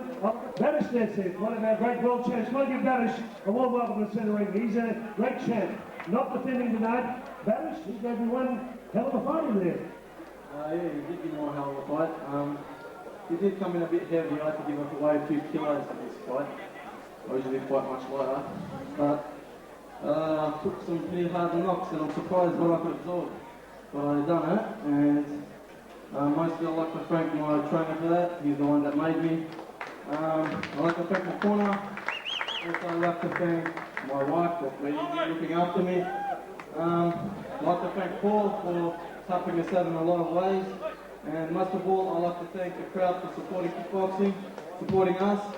and you saw what I can do, you saw the sort of action I give. Hope you can support me in 2 weeks' time. Thank you. Beautiful play. You know, from the crowd. Relax and pull away. Wake up. It's time for you to chill out. I am the God of the house. You've got to chill out.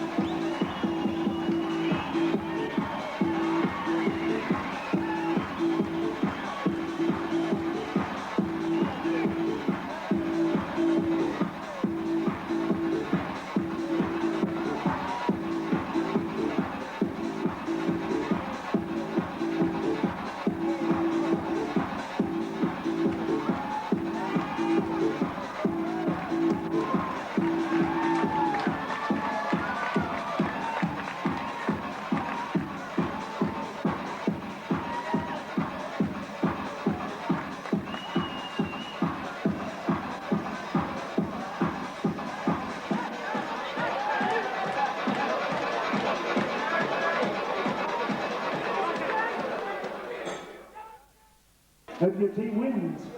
Ladies and gentlemen, this is our semi-main event. Scheduled 5 rounds in the super welterweight division. Leg kicks, it's freestyle. In charge of the action, Bryce Burtwhistle. Ladies and gentlemen, would you welcome in the blue corner on my right, Ron Parr, Master Dana the trainer. This young man originally from Handel, great wine country in South Australia. Now based in Tuart, T-U-A-R-T, Hill, in Perth, Western Australia. Who are playing in the Sheffield Shield final this weekend. Scaling 70 kilograms, he brings to Melbourne a record of 10 wins and 2 losses. Would you welcome a man who represented Western Australia in World Muay Thai Amateur Championships in Bangkok this year and last year. Scaling 70 kilograms even, Anthony Dutton. Anthony Dutton, wearing Muay Thai trunks of blue, red and white.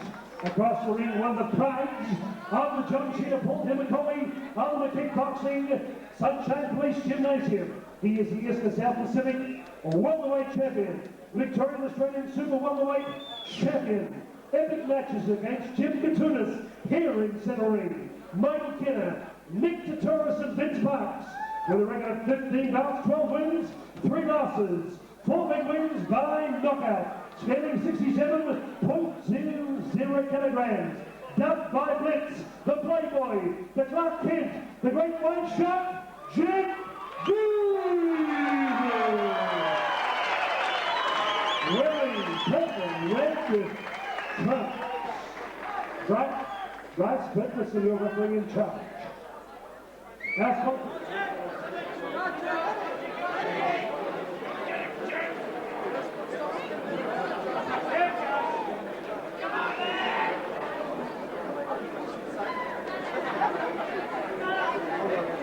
Okay, normally we're just thinking Ramboy, part of the Thailand tradition. Main event. Just applause, please. Your indulgence. The mock-on is removed. And we're ready to rumble. Round 1. Let's go in the first round of our semi between the Great White Shark, Jenk Bahik, up against WA's Anthony Dutton.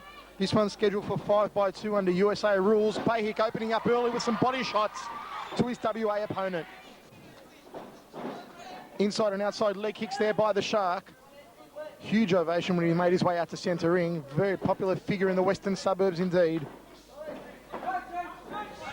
And it'll be interesting to see who the Shark faces up against in the super welterweight division this year.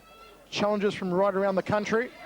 No doubt he'll take on some of the big guns, but it all starts here tonight against Anthony Dutton from WA.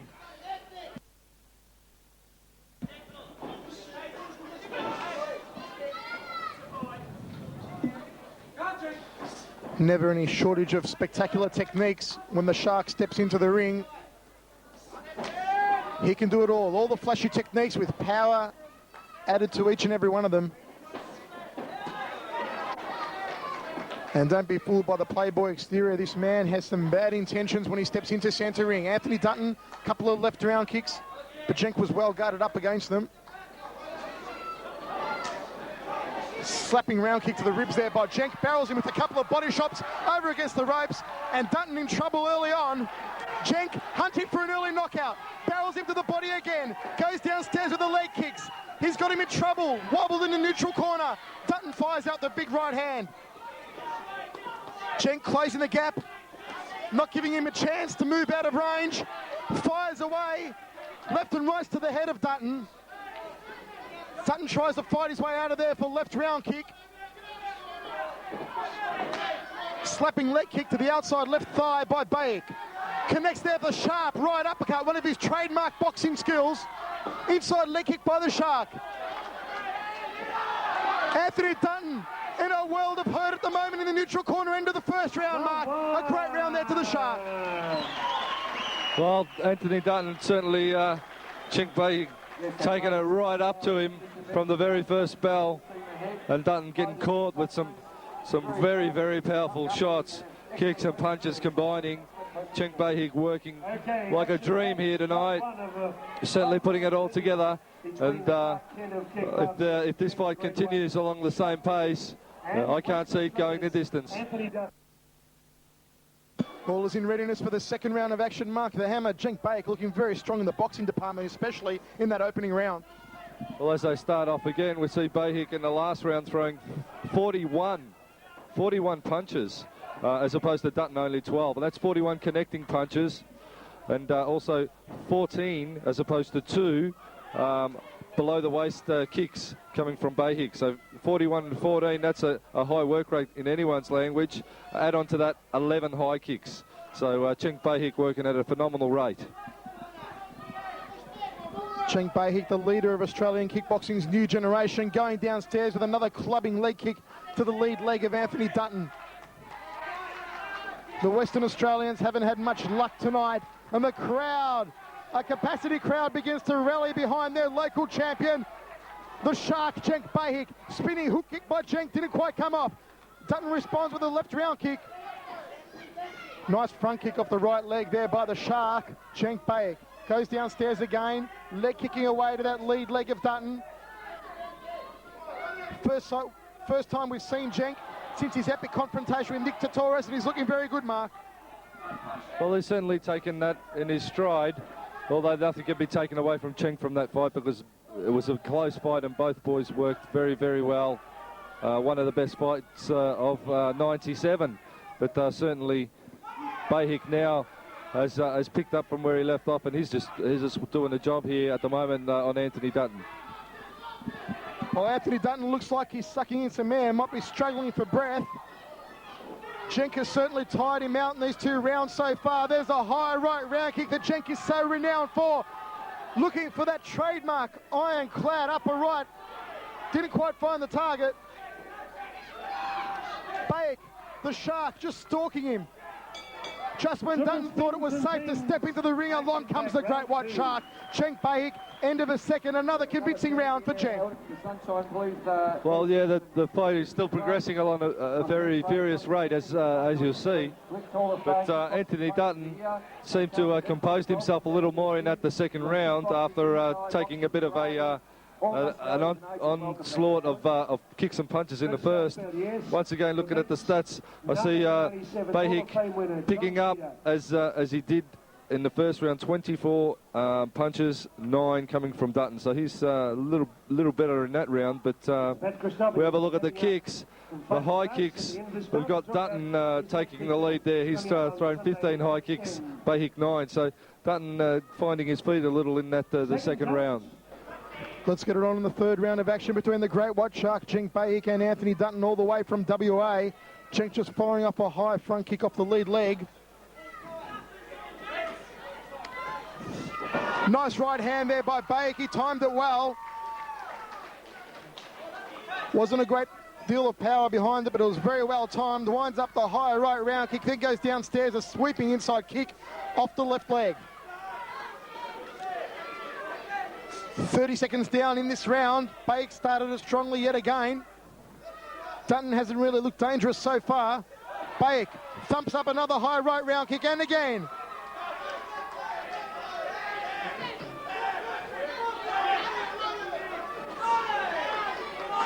Trying to line up the straight right, the shark, Jenk Bahik. Dutton just moving around the ring. And Jenk checked the leg kick quite well on that occasion. Well, Dutton has fairly good defence of the hand department. It's making Chenk's job a little harder, but he needs to initiate a little more, Anthony, rather than letting Cenk walk up to him all the time. He needs to catch him maybe on the way in. But at this stage, you know, Dutton is equipping himself fairly well, but he's still being outclassed by Cenk. We're a minute 25 down in this round. Calls from Dutton's corner to chop away at the legs of the great white shark. So far, he hasn't done that to any effect. Cenk, slingshot effect with that high left round kick. There it is again, the crowd responding. Couple of round kicks off the left there from Dutton and another. Didn't seem to phase the great white shark. It goes with the body rips.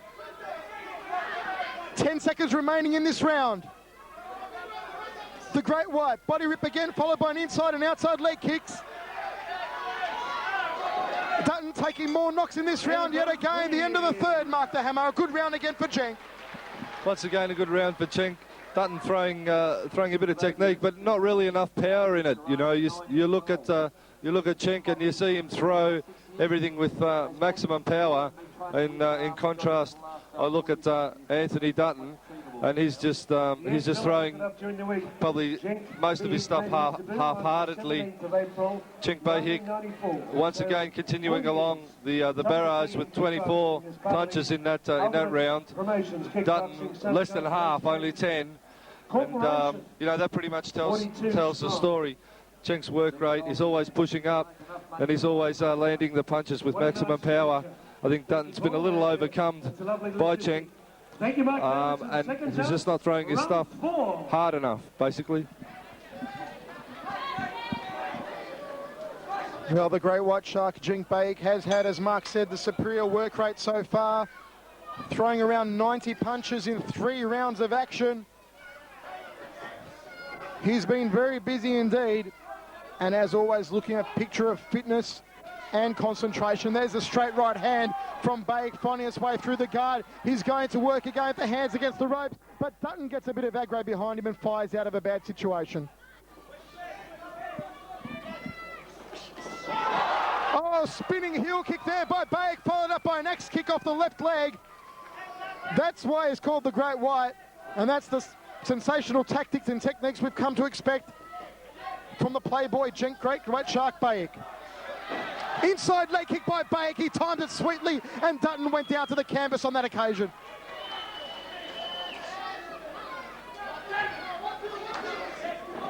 Bahik looking for that right uppercut, went upstairs, another spinning back kick by the shark, fires off the front kick off the right leg.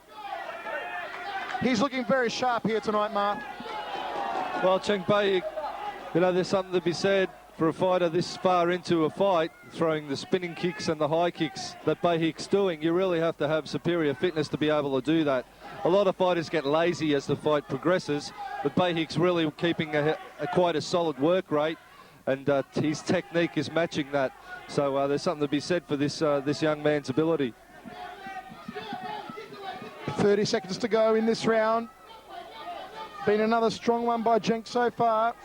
A high work rate yet again. Dutton hasn't really looked menacing. As we close in on the final 15, another front kick off the right leg, followed by a low leg kick by the Great White Shark. He's got Dutton backed against the ropes. Dutton has slowed down visibly, not moving around as much as he was in the earlier rounds. There's the end of the fourth. Another very sharp, strong round by the Shark. What a tough one that is, Howard. Well, 4 rounds down, 1 to go. Dutton's not looking any better. I think he's bleeding a little from the mouth, maybe from the nose. As they just tell him down in the corner there. Bahik way ahead. 18 punches opposed to 6 from Dutton. High kicks, 13 Bahik, 5 Dutton. So, you know, really Bahik is just keeping the work rate all the way through. Very, very high. And, you know, Anthony Dutton, take nothing away from him. He's trying his hardest. He's really pushing up, and for a man of his experience, he's fighting a far superior fighter in Bahik, and he's putting on a good show. He's trying to do himself proud, last out the distance, and he's certainly showing a lot of courage. April 5, 2 p.m. Both fighters touch gloves for the 5th and final round of action. The chance of Shark go up around the Sunshine Entertainment Centre. The Great White lays in and leg kick. They love him here in downtown Sunshine, indeed in the western suburbs, indeed right around the country. As Mark said, to his credit, Dutton has gone this far, taken a lot of punishment. Oh, a chopping leg kick will make Dutton wish he was someplace else. And there's another one by the Great White Shark. They'll take the starch right out of Anthony Dutton.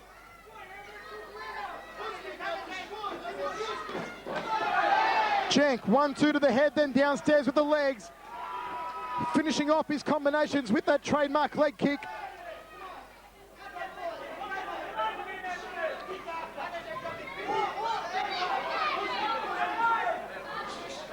Dutton just trying to poke a 1-2 through the guard, but it's too tight, the guard of Jenk Bahik. Another slapping leg kick by the Great White Shark. And he's bringing the fight home strongly at the moment. Well, just a bit of a slip there by Bahik. But Dutton he is bringing the fight home strongly as well, is Anthony Dutton. He's going to go home. He's going to be able to hold his head up, having stepped into the ring with a very, very competent technician in Bahik. But all I can say to Anthony Dutton is this will certainly be a learning experience on his behalf, and he's shown a lot of courage and taken some good hard knocks here tonight, and he's still there, and you can't ask more than that. Little more than 10 seconds to go in this final round of action. The Shark has pushed Anthony Dutton to his limits. There it is, the final bell to end the round. The Great White Shark against Anthony Dutton. Another great fight brought to you by Ultimate Promotions. Bill, our corporate sponsorship. Yes, we'd like to give Well, that's two awesome fights in a row that we've just seen. Behalf of Ultimate Promotions, all I can say is everyone here, everyone watching this on video, you've got your money's worth. There's no doubt on that. One of the best fights of the year, one of the best shows of the year, dare I say it. And looking at the statistics sheet, just a repeat, I'm not going to repeat myself, Bahik far ahead once again. And without preempting anything, I'd say you'd have to give this fight to Bahik.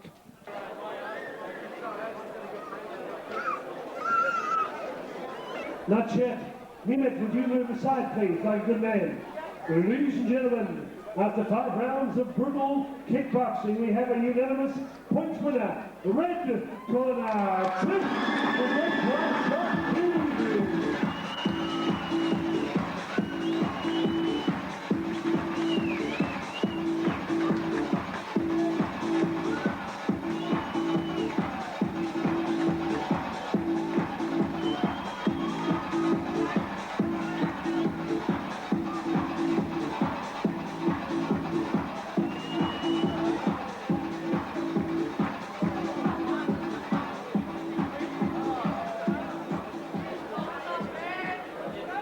was a tough son of a gun. We kicked him and punched him. He wouldn't quit. He went the journey with you. But it was a good workout for you because I believe a bit of a virus letting in the fight.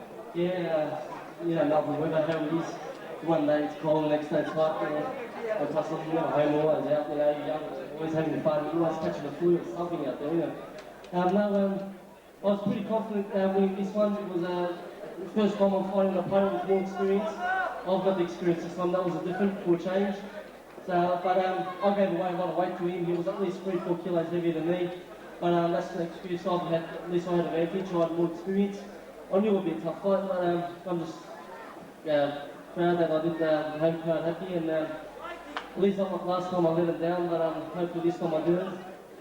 I'd like to thank my trainer and everyone else that supported me. You showed me your true colours last time I lost, and he still was supporting me. Just thanks a lot for everyone. Even though I lose, he still come and support me. Thanks everyone for that.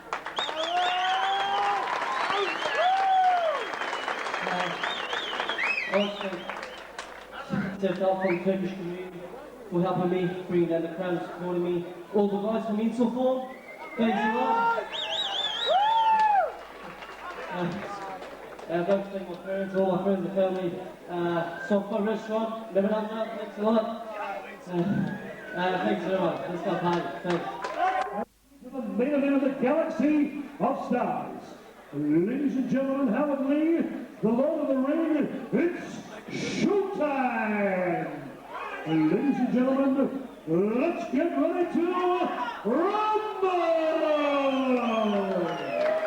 5,000 kickboxing, it's West Australia versus Victoria. Light heavyweight division, would you welcome on my right, occupying the blue corner with Alan Wright and Brian King, his mentors, from Caledonia, Western Australia, with a record of 8 wins out of 10 bouts with 2 losses, scaling 79.50 kilograms, representing Dalt's DALTS Gymnasium. He won the Australian World Muay Thai WMTC Championship in Queensland, which you welcome to Melbourne for the first time, proudly wearing gold, silver trunks with blue, and it's other colours with on the front, the elephant. Would you welcome Brett Dalton?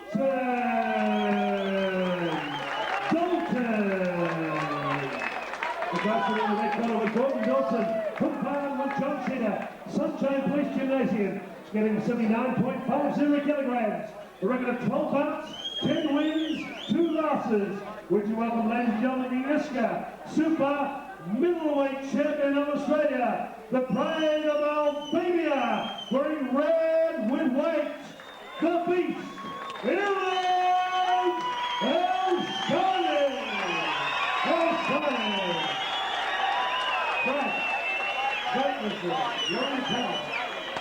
Okay, gentlemen, you're both aware of the rules you're fighting under. Full Muay Thai rules, no elbows. Understand that? Listen to my commands. When I ask you to stop, you stop, you break corners. Obey my commands at all times. Touch both the end in the last round.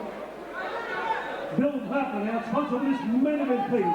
Inflation nightclub, Harold. Inflation nightclub.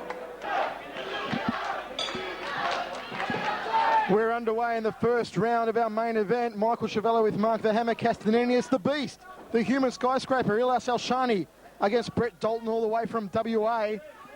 Alshani, the Australian super middleweight champion, as always, an enormous height and reach advantage over his opponent. And Brett Dalton comes to us with very high credentials.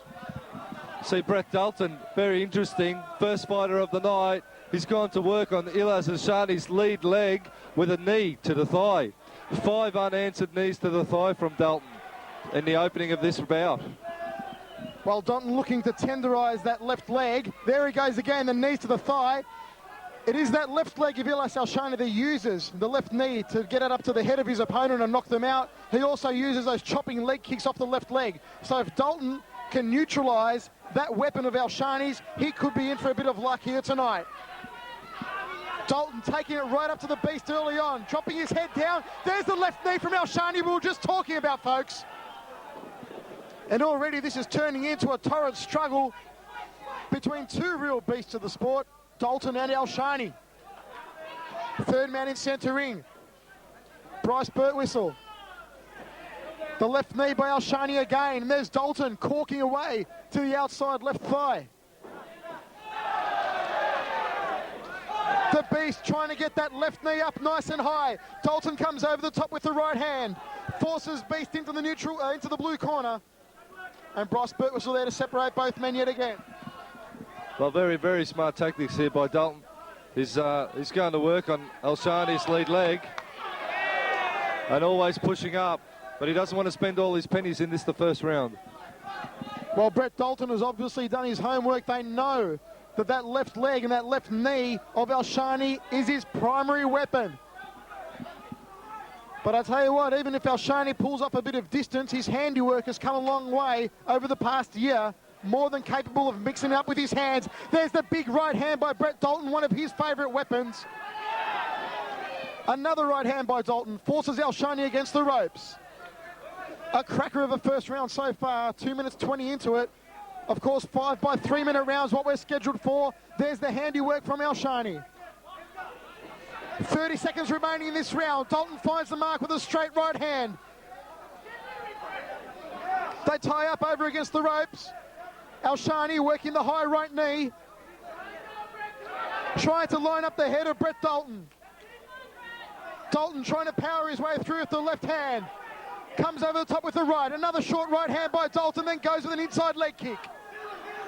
He's taking it right up to the beast so far in the first round. Doing an excellent job so far, the man from WA. All tied up in the neutral corner end of the first round, Mark. I like what I'm seeing so far. Well, Michael, I can tell you, Brett Dalton has certainly done his homework. Him and his corner, Brian Kingwell and the boys, they've schooled him well. And he's going to work on Elshani's legs. He's not trying anything too fancy, sticking to the basics. And he's doing something that not a lot of people do in Thai fighting, and that's go for the knee to the thigh. So you cork up that leg without having the kick. Just getting close and bang away and just cork that thigh, cripple that leg. But have a look at Dalton. Have a look at the statistics with the knees. 27 knees, Brett Dalton, as opposed to only 10 from Alshani. 15 clean punches from Brett Dalton, and only really 2 or 3 from Alshani. So you'd have to give that first round to Brett Dalton for WA. He's come here to fight. Let's rumble in the second round of action between the beast Ilaz Alshani and Brett Dalton. Dalton chasing straight after him, tying him up over in the red corner. Didn't even give Alshani a chance to blink at the start of that round. And Alshani already trying to work the right knee up to the ribs. Dalton going downstairs, corking away at that left thigh yet again. That's got to be hurting the beast Ilaz Alshani. You just have to have a look at the way that Brett Dalton chambers that knee. He really winds it up and drops it right down on the top of that thigh. He's a very, there you see it, very experienced knee fighter, winning, of course, the Australian WMTC title. That is obviously going to be his forte. He's short for the weight, but definitely he makes up for that with the aggression and, of course, great knee ability.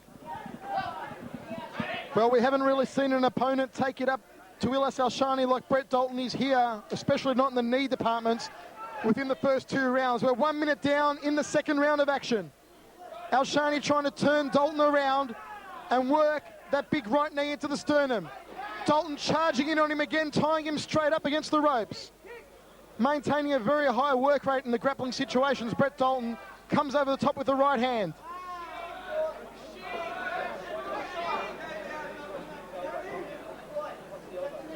The corking knee to the thigh again by Brett Dalton. Those must be taking their toll on the beast Ilaz Alshani. It's like chopping down a big tree, and that's what the man from WA is doing at the moment. Walks straight into the left hand of Alshani, backs him into the blue corner. The beast turns around and gets that right knee up nice and high, and the crowd responding likewise. Alshani poking him away with the front kick. Dalton closes the gap again. Doesn't want to give Alshani any room to work those vicious leg kicks of his. So far, Alshani hasn't really had a chance to work the leg kicks to the outside thighs of Brett Dalton.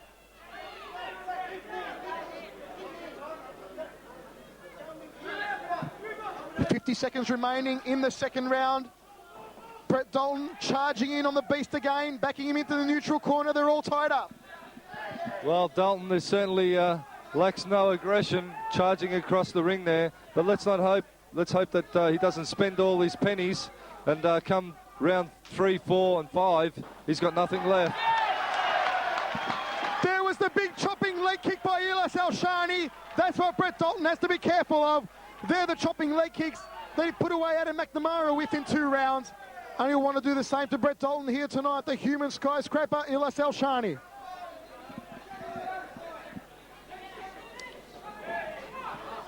Only a few seconds remaining in this round. A couple of nice knees up the left leg by Alshani. Dalton's got to be careful he doesn't drop his head. Oh, a stamp of authority at the end of the round from Ilaz Alshani. What a crackerjack fight. Well, Alshani coming good towards the end of the round there. Really getting a hold of Dalton. But I feel that Dalton will just have to pace himself a little better. Charging in on Alshani. It's not going to take him too long to work that out, and he's just going to pick Dalton off on the way in. So certainly the boy from Perth will have to watch his behaviour a little on the way in, and just be a little bit more cautious. Looking at the statistics, it's a lot more even. 11 knees to Dalton, 14 to Alshani. So Alshani coming back now with the kneeing department.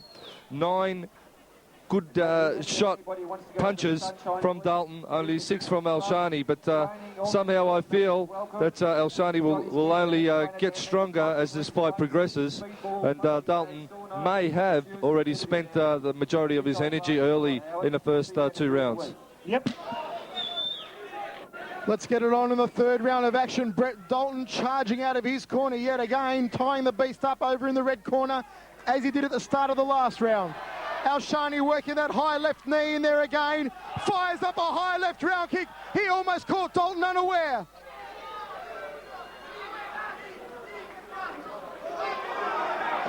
Another low corking knee, that time to the right leg by Brett Dalton. Dalton trying to come over the top with his right hand. Ilaz turns him around. Works a high right knee to the kidney area. And the beast slowly but surely, I believe, stamping his authority on this bout. Brett Dalton looks like he's trying to suck in some air. Charges across again. He's not afraid to take it right up to the beast. Ties him up against the ropes. 2 very strong fighters. Dalton now hammering away. Another knee to that right leg. Not as much power in those low knees as there was at the start of the bout. Quite obviously. Oh, a nice high knee to the head there off the left, and now off the right by Alshani. He's increasing his tempo in the knee department in this round again. Dalton forces him back into the neutral corner.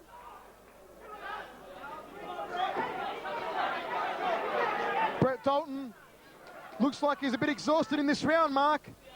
The clock ticking down, 1:30 gone, 1:30 to go.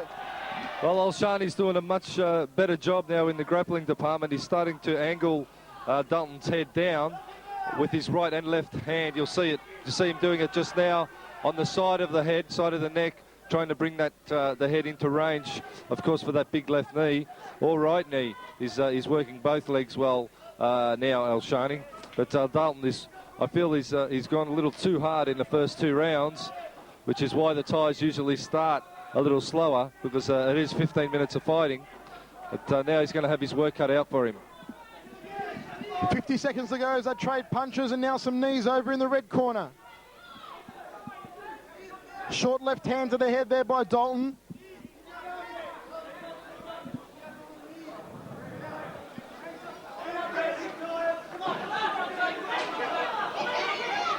The beast. Ilaz Alshani lines him up the right hand, came close but no cigar. Dalton just burying into him like a pit bull, over against the ropes. Alshani trying to bring down that head and raise the right knee up to the jaw for the good night, Irene.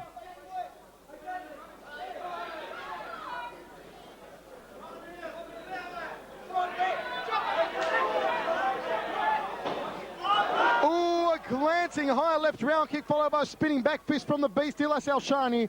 Neither of them found the mark, and there's the end of the third round of action. Well, certainly Alshani coming back now with a vengeance, and Dalton looking very, very, very tired. He's gone too hard probably in the first 2 rounds, and what we've got now is, he's got to struggle with trying to get himself back and his composure back and save what he can and try and last the distance. But also, of course, he can't forget his defences. We're looking at the statistics. Alshani is now starting slowly but surely to peg Dalton back, and this is going to come down to the wire. But I can only see Alshani getting stronger from here. We're underway in the fourth round. A spinning back kick there by the beast Ilaz. Elshani planted him like a tree with that one. And Dalton found the canvas smack bang only a few seconds into the round, but it seems to have infuriated the man from WA. Alshani starting off in spectacular fashion, turns him around in the neutral corner.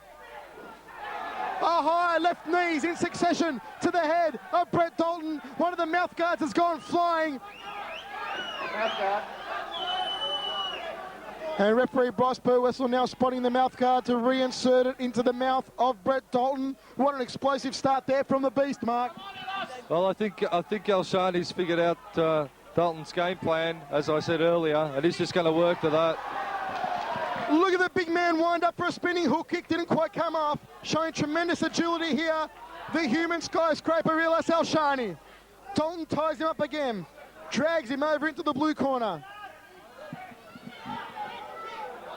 He has taken it right up to Elshani, but as we said, it's a very tired Brett Dalton. 1 minute and 10 seconds into the fourth round of action. The high right knee, one there to the stomach from Elshani. They'll take the wind right out of Brett Dalton.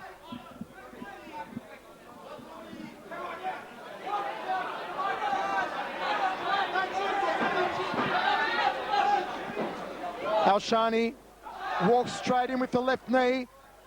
All tied up against the ropes. Another knee to the sternum. And Alshani keeping his work rate up nice and high, Mark. Well, Alshani's figured it out now. I think he's putting it all together. He's left his leg kicks at home tonight, though. He's not leg kicking at all that much. Could that be the story with that tape on his shin? But Dalton is just walking into a lot of damage at the moment.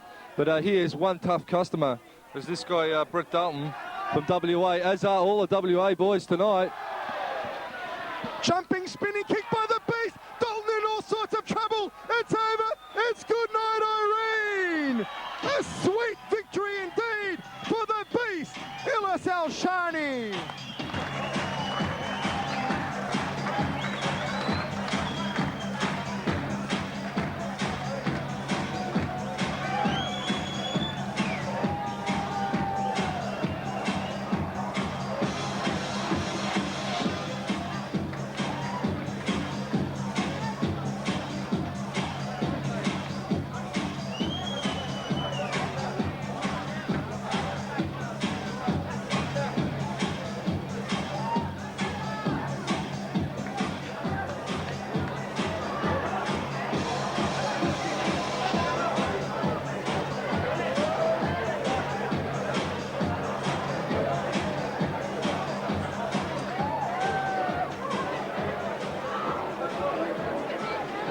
Referee Bryce, red whistle. Bryce, just come across and explain what transpired there. Basically, you know, he was getting a bit tired, he was taking a lot of shots, he was running out of breath, and it was only a matter of time before, you know, the other opponents would have eventually done some major damage. So it's just, I told him that if you look at Pat, come across. Thank you.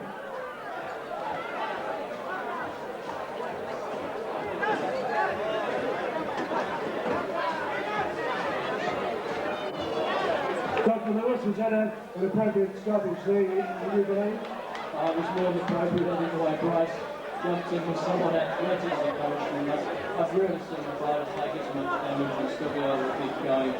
He's all right over there before those, just very badly winded. Those kicks were landing very cleanly steered on his abdomen and he's winded, and full credit to the boy for going as long as he did, as hard as he did. Thank you, Dr. Ben Lewis. Now, this Chief Medical Officer. Ladies and gentlemen, referee Bryce Whistle stops the contest. 2 minutes, 15 seconds into round 4. Your winner, the pride of Albania and Melbourne's Western region, Ilaz the Beast, Alshani. And a big round of applause for a very gallant man from Carrick, Western Australia, Brett Dalton. Courage beyond the call of duty. And we'll present you with the inflation trophy. John and Paul, come and join me. John, your next week after all these shows, you've only been working for 6 months to get up and running, but